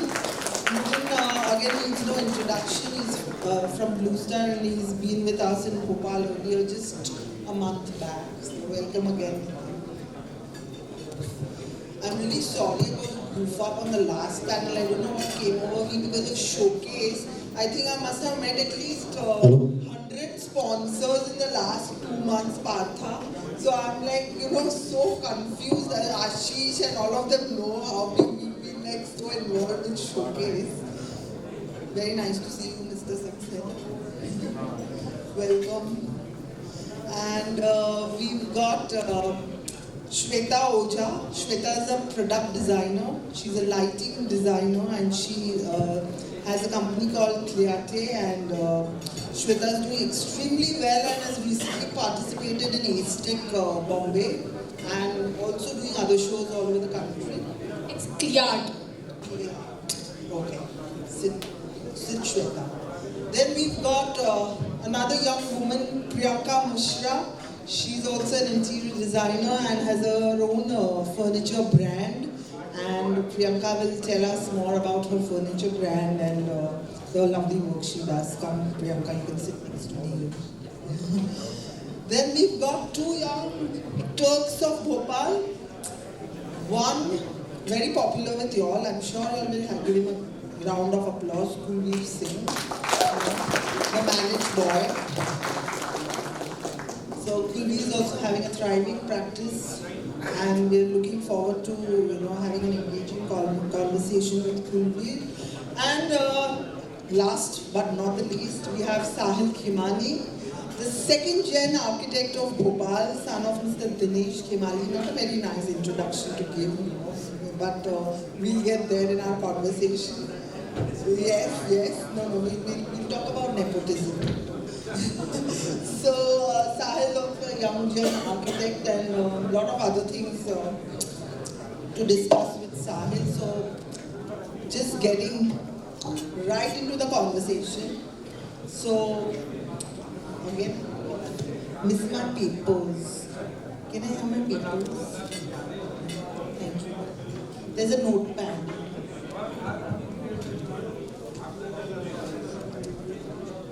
So we were having this very, engaging conversation before we,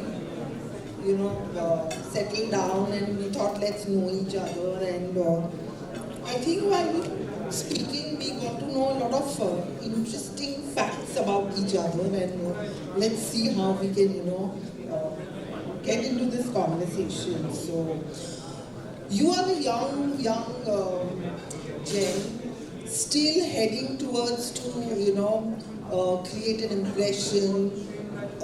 You started a journey, and these are the exciting times. You're in a, I would say, wonderful era where you're embracing innovation. You have everything in front of you.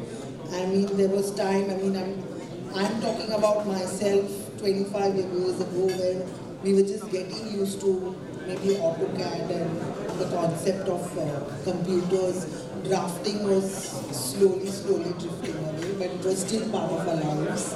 But here you have parametric design, you've got so many of these softwares in front of you, you've got technology embracing you, waiting like, come and like, use us. And but at the same time, you all are living in a city, except Nitin, of course, city like Bhopal, which is full of heritage, still a few years behind other metro cities. And you are in that crossroads where you want to embrace, but how much can you embrace in Bhopal?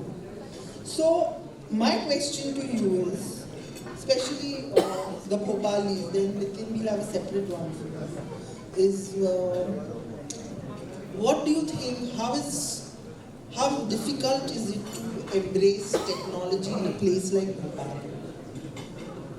How difficult or how easy, say, I mean, how have you used it to your advantage in your own practice right now? Embracing technology is it's part of the practice. So when you say that technology is asking us to use it, we are comfortable in using it. But there is a con to it also. So coming from a practice where my father is also practicing, for him technology is like, okay, बेटा ये काम नहीं हो रहा, please आके बता कैसे करना है. So you have your father coming in asking you for help with PPTs and presentations. Definitely. Yeah, how nice. So, but see, technology has shown us ways that innovation can go to a level that no one has imagined yet. We talk about metaverse.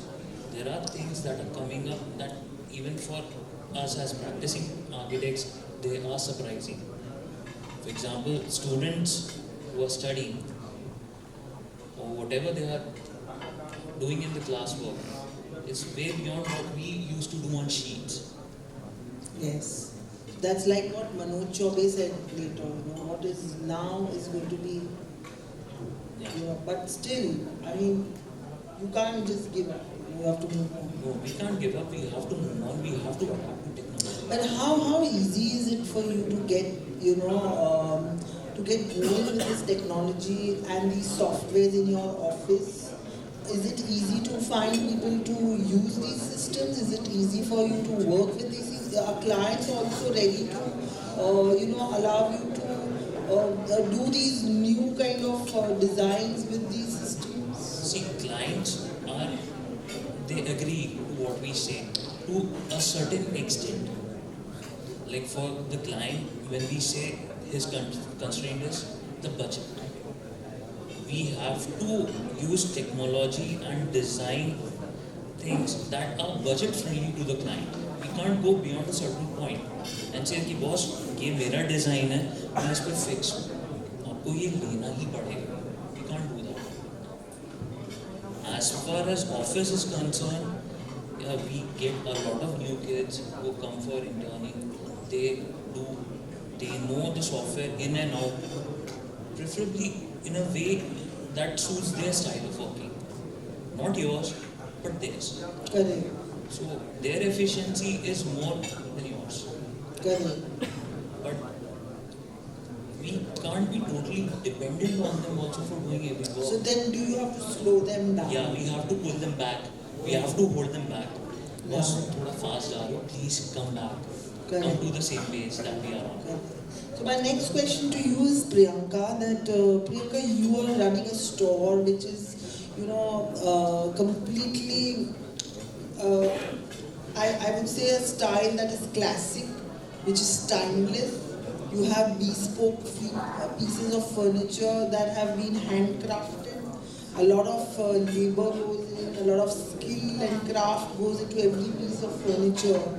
And then you have this pepper fry, and you got the urban ladder, and you got these other platforms online, metaverse. Again, we're talking about, like technology, where it's like all available at the click of a button. You don't even see the kind of product quality. And here, your furniture is the kind where you need to feel and touch and see what it's made of. Like, how do you deal with these kind of clients who come to see, oh, I'm getting this there? Yeah. See, I would, ma'am, first of all, I would definitely agree with you and all the doings. They said that it's tradition, it shouldn't be tradition versus technology, and it should be tradition and technology, but somehow it doesn't happen in my case. The kind of furniture I'm designing, it's luxury, bespoke design of furniture, which has intricate designs and handcrafted by artisans who are skilled artisans, and they're very difficult to find them. Super hard to find these kind of artisans, and especially after the technology barged in. Because the kind of work they do and the kind of intricacies I have in my furniture, it's very rare and difficult to create. So, of course, technology has adversely affected them because unemployment literally hit them really badly. But when you talk about a smart businessman, what do they do? They work around the problem. They try to grab an opportunity around it. They grab the opportunity and they start working on plan B. So then, I think I'm facing the same problem, and I'm trying to follow the same concept that I am actually coming up with a startup wherein I am trying to I'm trying to create a plant library wherein I'm going to be working with less technology, unskilled, skilled laborers, and less of skilled laborers, less of technology, and more of unskilled laborers, which I have in abundance. So unskilled laborers is like in huge amount, which You're talking about skill development. I mean, are you going to skill them? No, yeah. So like I'm going to be having less technology, less skilled labor, but more of unskilled ones, so that they're getting trained from the skilled ones, and they're getting trained from me. And like how I'm trying to use my wood waste, and I'm making teak wood planters, and I'm trying to use the sawdust and making manure, and I'm trying to create, I'm trying to develop organic vegetable and fruit planters. So here I'm actually giving employment to a lot of them, but I'm using less technology, I'm using less skilled laborers, and I'm using a lot of unskilled ones. So this way, I actually have created a lot of plants also, which you can see at my studio. They are 12 feet high, and they're created in a 2 feet by 2 feet planter. And here, you're using less technology, and the charm of handcrafted material and your handcrafted style is still retained. Right. So it's an honor, and I feel so proud that I'm able to give employment to at least those kind of people who have been affected so badly with the technology, and that's how it is. That's true. And I'll push to Kulveer. Kulveer, you've done a lot of residential work, you're doing commercial work, you're doing a lot of interior and architecture work, and I think you are also working in a fusion way, like you're using technology to your advantage with tradition. You want to elaborate on your language of design. So if I talk about tradition and technology, so first if I talk about tradition, so one thing is traditional architecture and one thing is cultural tradition. So when we design a building, the elements should be the traditional architectural elements, and we should follow the culture and the tradition of the person using it. Yes. So we can divide the traditional things in two parts. One is the cultural tradition and one is the architectural tradition. So if we see Indian temples, or if we see any Roman architecture or Gothic architecture or anything, so they have some traditional elements in it. Indian temples are having traditional elements in it, and everything is having traditional elements of that particular community or that particular culture that is there. So first of all, if we talk about the architecture, the traditional elements, we need to identify what kind of traditional elements we are using, and then if we talk about tradition, we need to inherit and preserve the tradition. Right. And if we talk about the technology keeps evolving with time to time. Technology is not the same. See, if the temple construction was there, they have used some techniques to carve stones. They have used some techniques to put the stones on the shikhars also. But they have used some technology at that time also. The technology is consistently evolving with time. Right now, we are in a phase when technology is different. So, we are blessed that we were 90s kids. So, we experienced that era also. Somehow, we were in the transition state. So, we have seen the transition, we have seen the transformation of technology, but it is keeping on evolving. So, first we have learned AutoCAD or CAD software, then we have learned 3D software, then there is some VR, some visual presentation is there. Then we're going to go to this part of the technology in our next question when you're talking about AI and all. I'm going to ask Shweta to speak on her products. Shweta, you're into lighting. Now we had Partha here who was talking about, generally lighting solutions available now and all, but you're in a very different kind of lighting system, which is more on the decorative side of it, more on the creative side of it, and more the bespoke side of it. You're designing for designers all across the country, and so Shweta is a product designer for Symbiosis, and Shweta, so again, what I've seen, you use a lot of blown glass, which is again traditional art from Italy, and it's a traditional part of our country as well. And our country as well, and you're giving it a very modern take. That makes it very interesting. So why don't you talk about it? Yeah, so I'll stick with the theme first for my brand as well. So both technology and tradition. So yes, I'm working on a very traditional side of traditional part of a design, which is blown glasses, metal arts, and all of stuff. But again, everything is technology driven as well. Like technology enhances my work. So I can put in a very simple word. It's a manual to my traditional work that I'm doing. Whatever work we do, it's actually, as Kulveer said, it's actually done on all kind of software and stuff. So that is a part of technology which is there, which we can't live without. But at the same time, there's another aspect of technology which comes later on after the design is complete.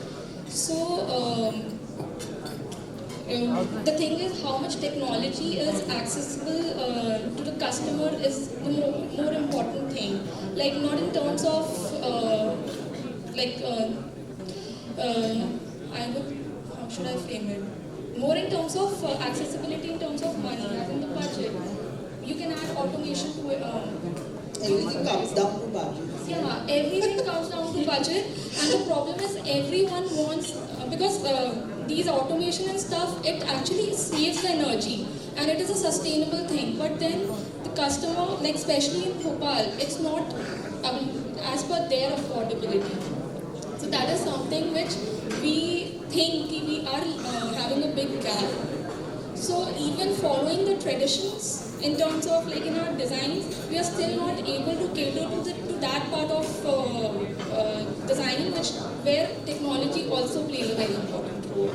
So So I would rather, like Ashish sir also has said, it is like a glove to a hand. So yeah, it enhances everyone. Technology enhances the design. It enhances the tradition. So that's how I would like to look at it. Nitin has been speaking, there are two thoughts coming across my mind. One is a very personal one, and one is, we all designers and architects are doing, sometimes we're renovating, not designing. Sometimes we're renovating. And when you're renovating and then you have these existing HVAC systems that were done maybe 20 years ago, all those central AC systems with the ducts going everywhere, and then one day the client comes to us and tells us, just get rid of this and let's go for VRV or let's go for latest thing. So it's again presenting the budgets to them, talking about convincing them. So one is this, and this is like taking a step forward. Now, if I want to take a step forward in a heritage property that I'm doing, that is a big challenge. Because in spite of me wanting to do a lot of things in a heritage property, I am stuck with a structure which is there, which I cannot touch. I do not want to, mess around with the system. Facade. Yes, facade and everything. And how do we, AC is a big challenge there. So two things, first you spoke on the revamp kind of job. Over there probably the concept comes in about the overall life cycle cost. Now probably you need to differentiate to the customer, like what is the existing technology, what is the power consumption, and on the other hand you spoke on the VRV. So whenever you are presenting a VRV system, you should present about the initial cost, its running cost, and its maintenance cost. So that is we call it as a life cycle cost. So if the payback period with this VRF latest technology is within 1.5 years, definitely customer get convinced. So only thing is we have to present it with some facts and data. Or in VRFs also there are certain VRFs which are consuming power maybe 60% lesser compared to your conventional systems. So this is one way of putting it across to the customer and convincing them. Now coming to your second question about the heritage buildings, So this is one of the advantage of technology only, how we can do it. We did one project in Mumbai, one heritage project for CST station, you must be aware, Mumbai, right? And this building was being maintained by UNESCO. Okay, and the architects and the consultants, structural consultants came to us that we don't want to see any kind of indoor units over here. Outdoor units also not to be placed across over here. It was a very challenging job. So we had proposed, high static AHUs, wherein the AHUs were at certain portion, wherein they were not within the premises. Inside the premises, there was no AHU, air handling units. It was happening because of the technology, the high static AHUs we used. Then we used the VR system, which can take up to longer piping lengths. Or had it been the traditional split ACs or ductables. Longer budgets, right? Correct. So here again it comes like, Longer budgets and less cooling. Longer pipes are less cooling or budgets? No, less cooling as well, because the longer the pipe you take. See, that can be taken care by design aspects. Even the split AC. That has been taken care of. But in certain cases where there is a challenge that you need not to disturb the monument and you have to keep as it is, then there is a certain aspect to it about the cost. Then you have to go with. Yeah. Can I request people at the back to be a little quiet? It's actually very disturbing. Thank you so much. I really appreciate it. Yeah. So we were talking to you, Nitin. So we were talking on the heritage buildings. So as I said, if we have to do those kind of heritage buildings, it can be done with certain kind of technologies. But as she was mentioning about the cost, so it definitely adds to the cost. So it is a technology, it is a requirement, then you have to pay up with that building cost. Right. I'm going to digress from the design bit. I don't want to limit you young Turks only to architecture and design. I'm going to, speak about Instagram, Facebook, fashion, many other things. And Sahil, I'm coming to you. I think you are an avid Harley Davidson biker. I can see that you got tradition and technology on your arms. The tattoo going wide, and Harley Davidson also has a history. It's like a tradition coming into technology, and I can it will be a very interesting take to even hear about a product like Harley Davidson evolving through times. See, Harley came up as not as a brand, but it was started as a group of young guys coming together and meeting up after work. Community. Yeah, a community. Just like coming up for a couple of beers, having a good talk, letting out some steam. So it came up like that. But during recent years, yes, it has evolved a lot. So like we have our triple ID, we have our association like IIA. Harley is also like that. So it's a community. Yeah, it's a community. And you can see the change in branding even in the store designs. Yeah, definitely. So earlier, as we say, before technology, stores was just like you go to a showroom, have a look at the product, and you pick it up if you like it. But now, with virtual reality coming into play, customers can get an in-depth analysis or insight into what they are going to get. So definitely, technology has enhanced the experience for the users a lot. Right. Nice. So again, we are doing this round on branding. So how do you brand yourself, Priyanka? Like is it like click and see and buy, or come and feel and touch? Branding definitely plays a very, very important role when it comes to furniture. And look and feel, yes, you're absolutely right. But technology has grown so much in these years that it's become so easy I can't expect everyone around the world to, of course, come and feel my furniture unless they actually buy it. When Instagram and all the entire social media platforms have become so easy for me to connect with everyone. Like I'm selling furniture pan-India. And the kind of furniture I'm doing is a little, like you said, it's a little on classic style. I do contemporary as well, but does the human touch come in the sense that today if I want to buy a very expensive piece of furniture, then I see it online. If it's within a certain amount, it's okay. I click and buy. Yeah. But if it's about something, then do I sit back and do I say, okay, I just want to go and see it? Does that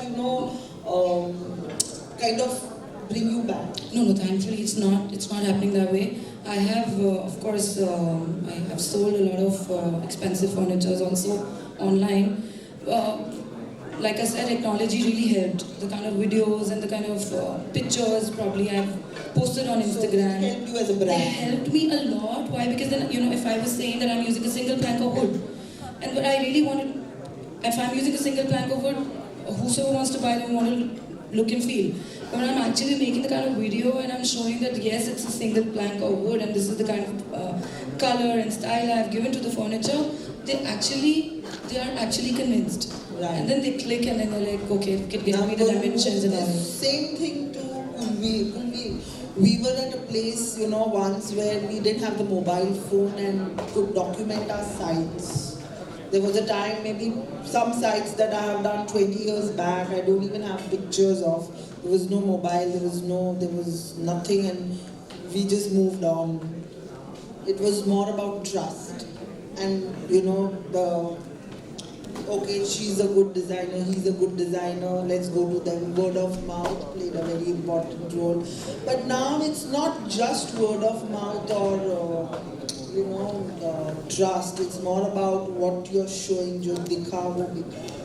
So how do you, how do you promote yourself as a designer, like say on an Insta or a Facebook, or how do you project yourself, your image today as a young one? So first of all, I would not exactly agree to what you said, that jo dikha and bika. Right. So that is not debatable. So what I feel, words of mouth is still very important. Absolutely. And your passion, your energy is important.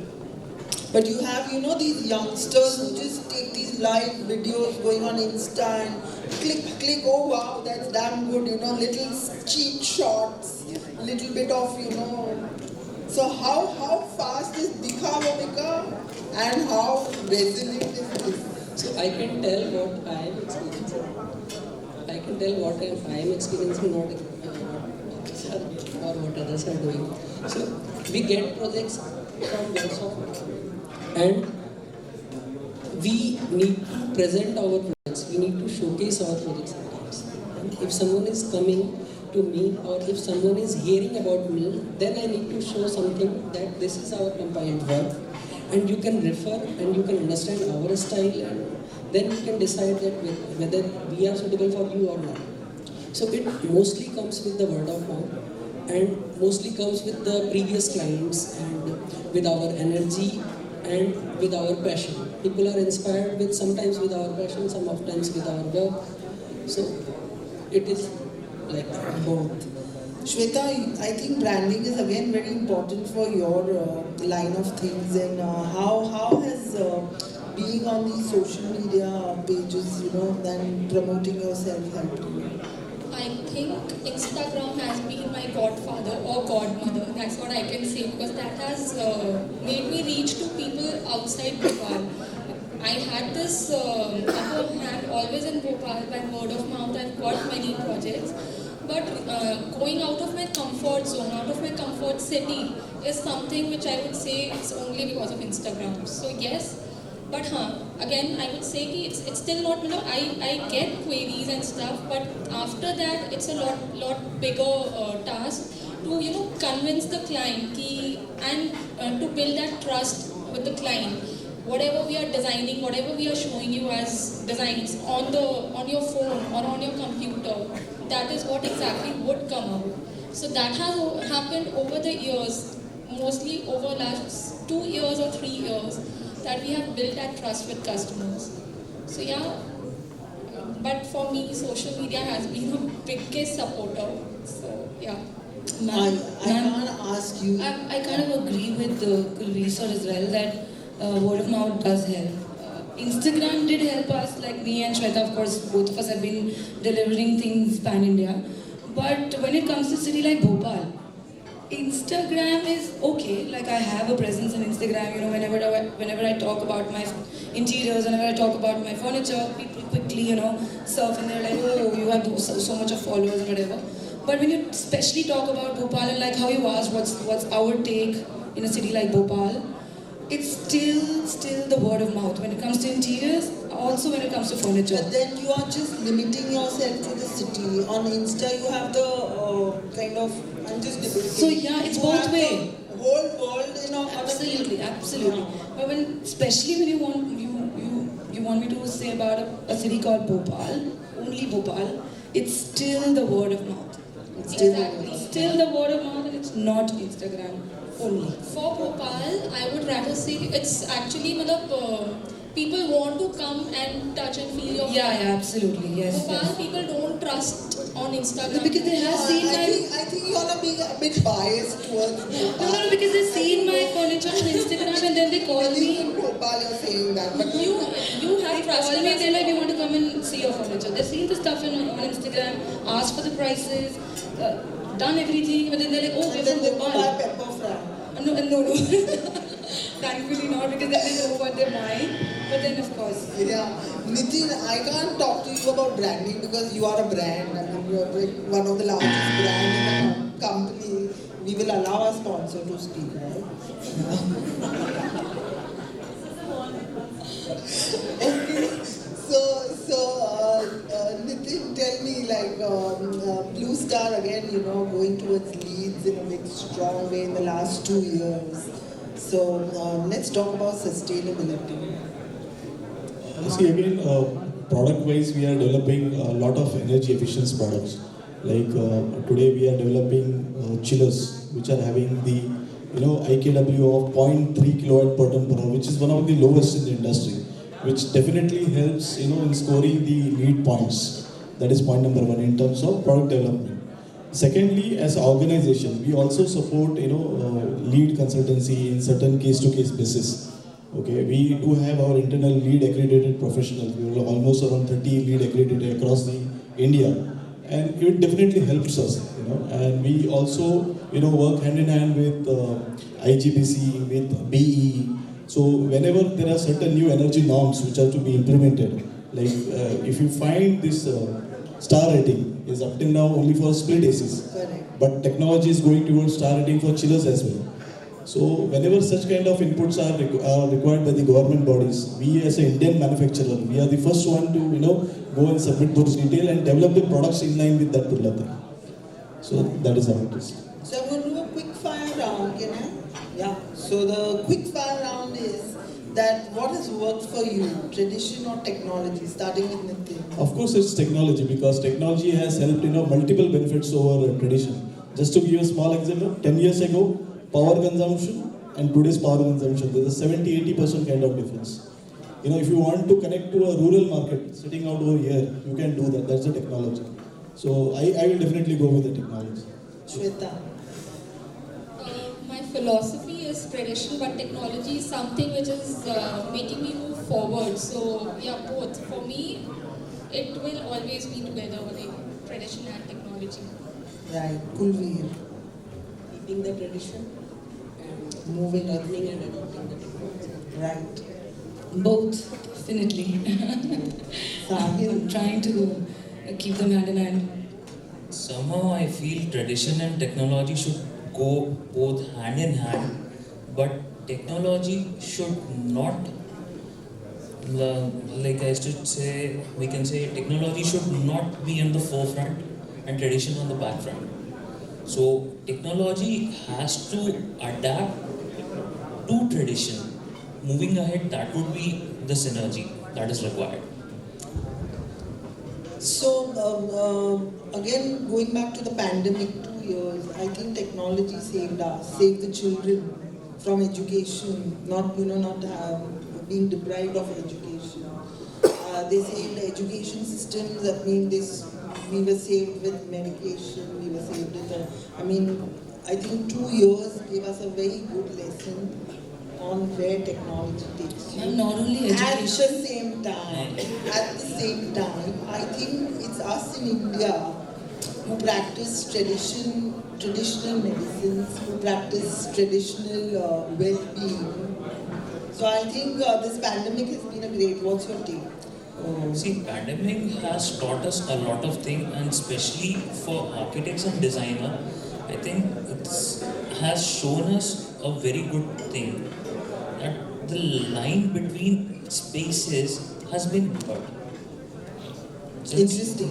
Can you since the pandemic happened, everyone was stuck at home, even they were working from home. Our spaces have not been designed to accommodate in such a way that they can accommodate work space environment in the residential space. So we need to adapt our designs in such a way that we can propose multiple uses for a single use space. Correct. In pandemic, of course, technology helped not only in education sector, but of course in our work as well, because I have laborers staying at the workshop from around the country, and I couldn't just let them go. If I would have let them go, my work would have stopped. I would have been affected drastically. So, connecting with them through whatever WhatsApp and doing video calls with them, and they're still working, and they're living at the site and working, and they were at the workshop working, and I could connect with them. That was obviously because of technology that I could still continue doing my work. What about you, Gurveer? So I would say pandemic was a golden period, and in a sense in a sense, it was a good tool for me. We are always in a rush. We are running behind something, some project, something is there. So we got that pause. We got that pause to think about everything where we are today. So basically, we started the social media handle. Quite an expensive pause, and human life, I mean. So we started our social media handle in that pandemic period. We thought our approach, we refined our approach for projects in that pandemic period. We worked thoroughly with use of technology in that pandemic period. We used to do meetings every second hour in that pandemic period. We got major projects after that pandemic period, within that pandemic period. So for us, that pandemic period was really utilizing and really helpful. What about you, Shweta? Has taken us back to our roots, first of all. And as you once told me, it has actually took people back to their home. Basically, they have started reimagining their home in a better way for all kind of activities. That's what you only once told me. So that's what I wanted to quote. Basically, took back to our roots, and also technology helped us to. It has been a progressive thing. What technology has done during those pandemic times. I can just say in one word, it is a progress to our traditional life. So yeah. So from services point of view, during the pandemic, a lot of people spoke about the infections, what could be done in the air conditioning. So people were talking about the change in the indoor air quality. So that is one major change what we learned and we incorporated in the designs post pandemic. Second important thing was the delivery part of it. If you see during that particular part of it, major brands were struggling because most of the brands were dependent on China for certain kind of materials, raw materials, be it compressors or some drives or something, be it China or US as well. And then a lot of architects and our clients proposed, why don't you develop something in India as well, why we have to depend on these countries for everything. So we have started backward integration of all the key components, and that is one good thing, which has helped us being an Indian manufacturer, and that has gained the confidence. Couple of architects are now talking, going towards the India-made products, for faster deliveries and faster project completion, timely completion. So I feel this is one of the key things what we have got post-pandemic. Right. So shall we conclude? Great. So in spite of the pros and cons of technology, for the better part, it has greatly helped us to make our lives better. It has not only able to save our important resources and as time and money, but also work well in unifying the world. I leave the forum open for question and answers. If anyone has any questions for our young generation. Any questions? No, I think everyone's hungry. Everyone's hungry.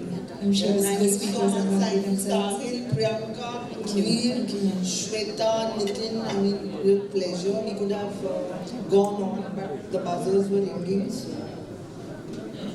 it's a wrap. Thank you guys for a really candid discussion on stage. If I could just have you wait back on stage for the felicitation. May I call Mr. Kshitij Saroop, I'm so sorry, Integrated Marketing Specialist and Head Marketing Communications of Lighting and Solar, Havells India, to do the felicitations.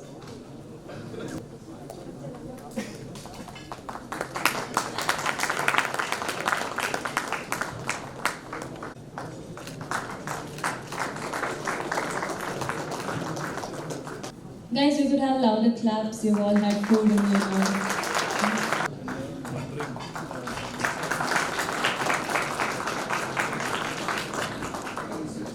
And Shweta Ojha.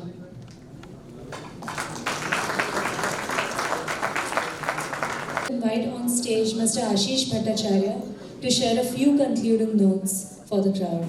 Please give him a big round of applause. Our guest of honor from the floor. It's wonderful congregations. I must applaud IPT team for initiating such a wonderful session, because after summing up everything, what I find that the debate on tradition and technology, they are infused to each other. It has to be infused. Tradition cannot take a back seat. Technology has today advanced much more, and we have forgotten our past. India has a rich culture, India has a rich heritage. No one can deny it. But still, why are we aping West? It's high time we should have conscience. Architects must develop their own identity, their own language, to display their functions and the forms and the aesthetics. They're equally important. I would just like to mention, recently Preeti Tatia mentioned about a very interesting incident when she went to Jaisalmer. She found an earlier in Jaisalmer stone was being sculpted with hand, with chisels. Now the same designs are being used with CNC cutting. I would like to invite a little question to all my listeners. That what do you say to this incident? Should we go for CNC cutting to evolve the traditional design, or should we stick to the old chisel handmade things? Can I invite any questions to any of them? What is your opinion? Can I invite this question to anyone? What is your opinion? Should we go for CNC cutting and still go for modern traditional art and craft, or should we discourage technology of CNC cutting? Anyway, what I feel that it has to be infused. But another thing I just want to focus, no doubt it goes without saying that today we had a wonderful session debating technology and traditions. But ultimately, it's not that technology wins or the tradition wins. Both has to be together. We should not forget our past rich culture, our old footprints. And technology must not overtake the traditions. If we do not have a conscience, and it is done through the architects, and unfortunately, with due respect to the profession, I find today the clients are becoming so educated, so very educated, thanks to the internet, which is quickly, even the clients are becoming a designer. When the building is nearing completing, taking a final shape, clients wake up and start connecting with internets and try to make the architect adopt the new designs for the cut and paste. The architects are foremost in these situations. Why? Because they always feel concerned about their economics, whether the architects ko bhaga to nahi dega, fees to band kar dega, if I do the controversy. So there is a very serious situation where architects are finding it very difficult to compromise. This situation of compromising is a very serious issue where architects predominantly unable to speak their voice with confidence. So at the end, what I would like to tell you that this cannot be overruled by architects, because gradually the clients are overtaking architects. So my only request, and I am imploring organizations like IPT should come forward, and they should be catalyzing the architectural substance, architectural language of India, rich language of Indian architecture, And we should keep on organizing such functions which can add an impetus to the whole system of architects commune. And I once again thank IPT for organizing such awakening session, which has really given us a very interesting kaleidoscopic design consciousness. At the same time, I must say, the architects today have precipitated their wonderful thoughts with exchange of ideas. Thank you so very much. God bless you. I would like to thank all our guests for taking the time to make this evening a success. And on behalf of me and the entire team at ITP, I would like to thank our sponsors, presenting partner Havells India, category partner MRF Vapocure Paints, HVAC partner Blue Star, category partner Fundamax, and exhibit partner Duo. Thank you so much for your support. And a special thank you to our curator and moderator Ravisha Merchant for her unwavering support in orchestrating this event. Bhopal.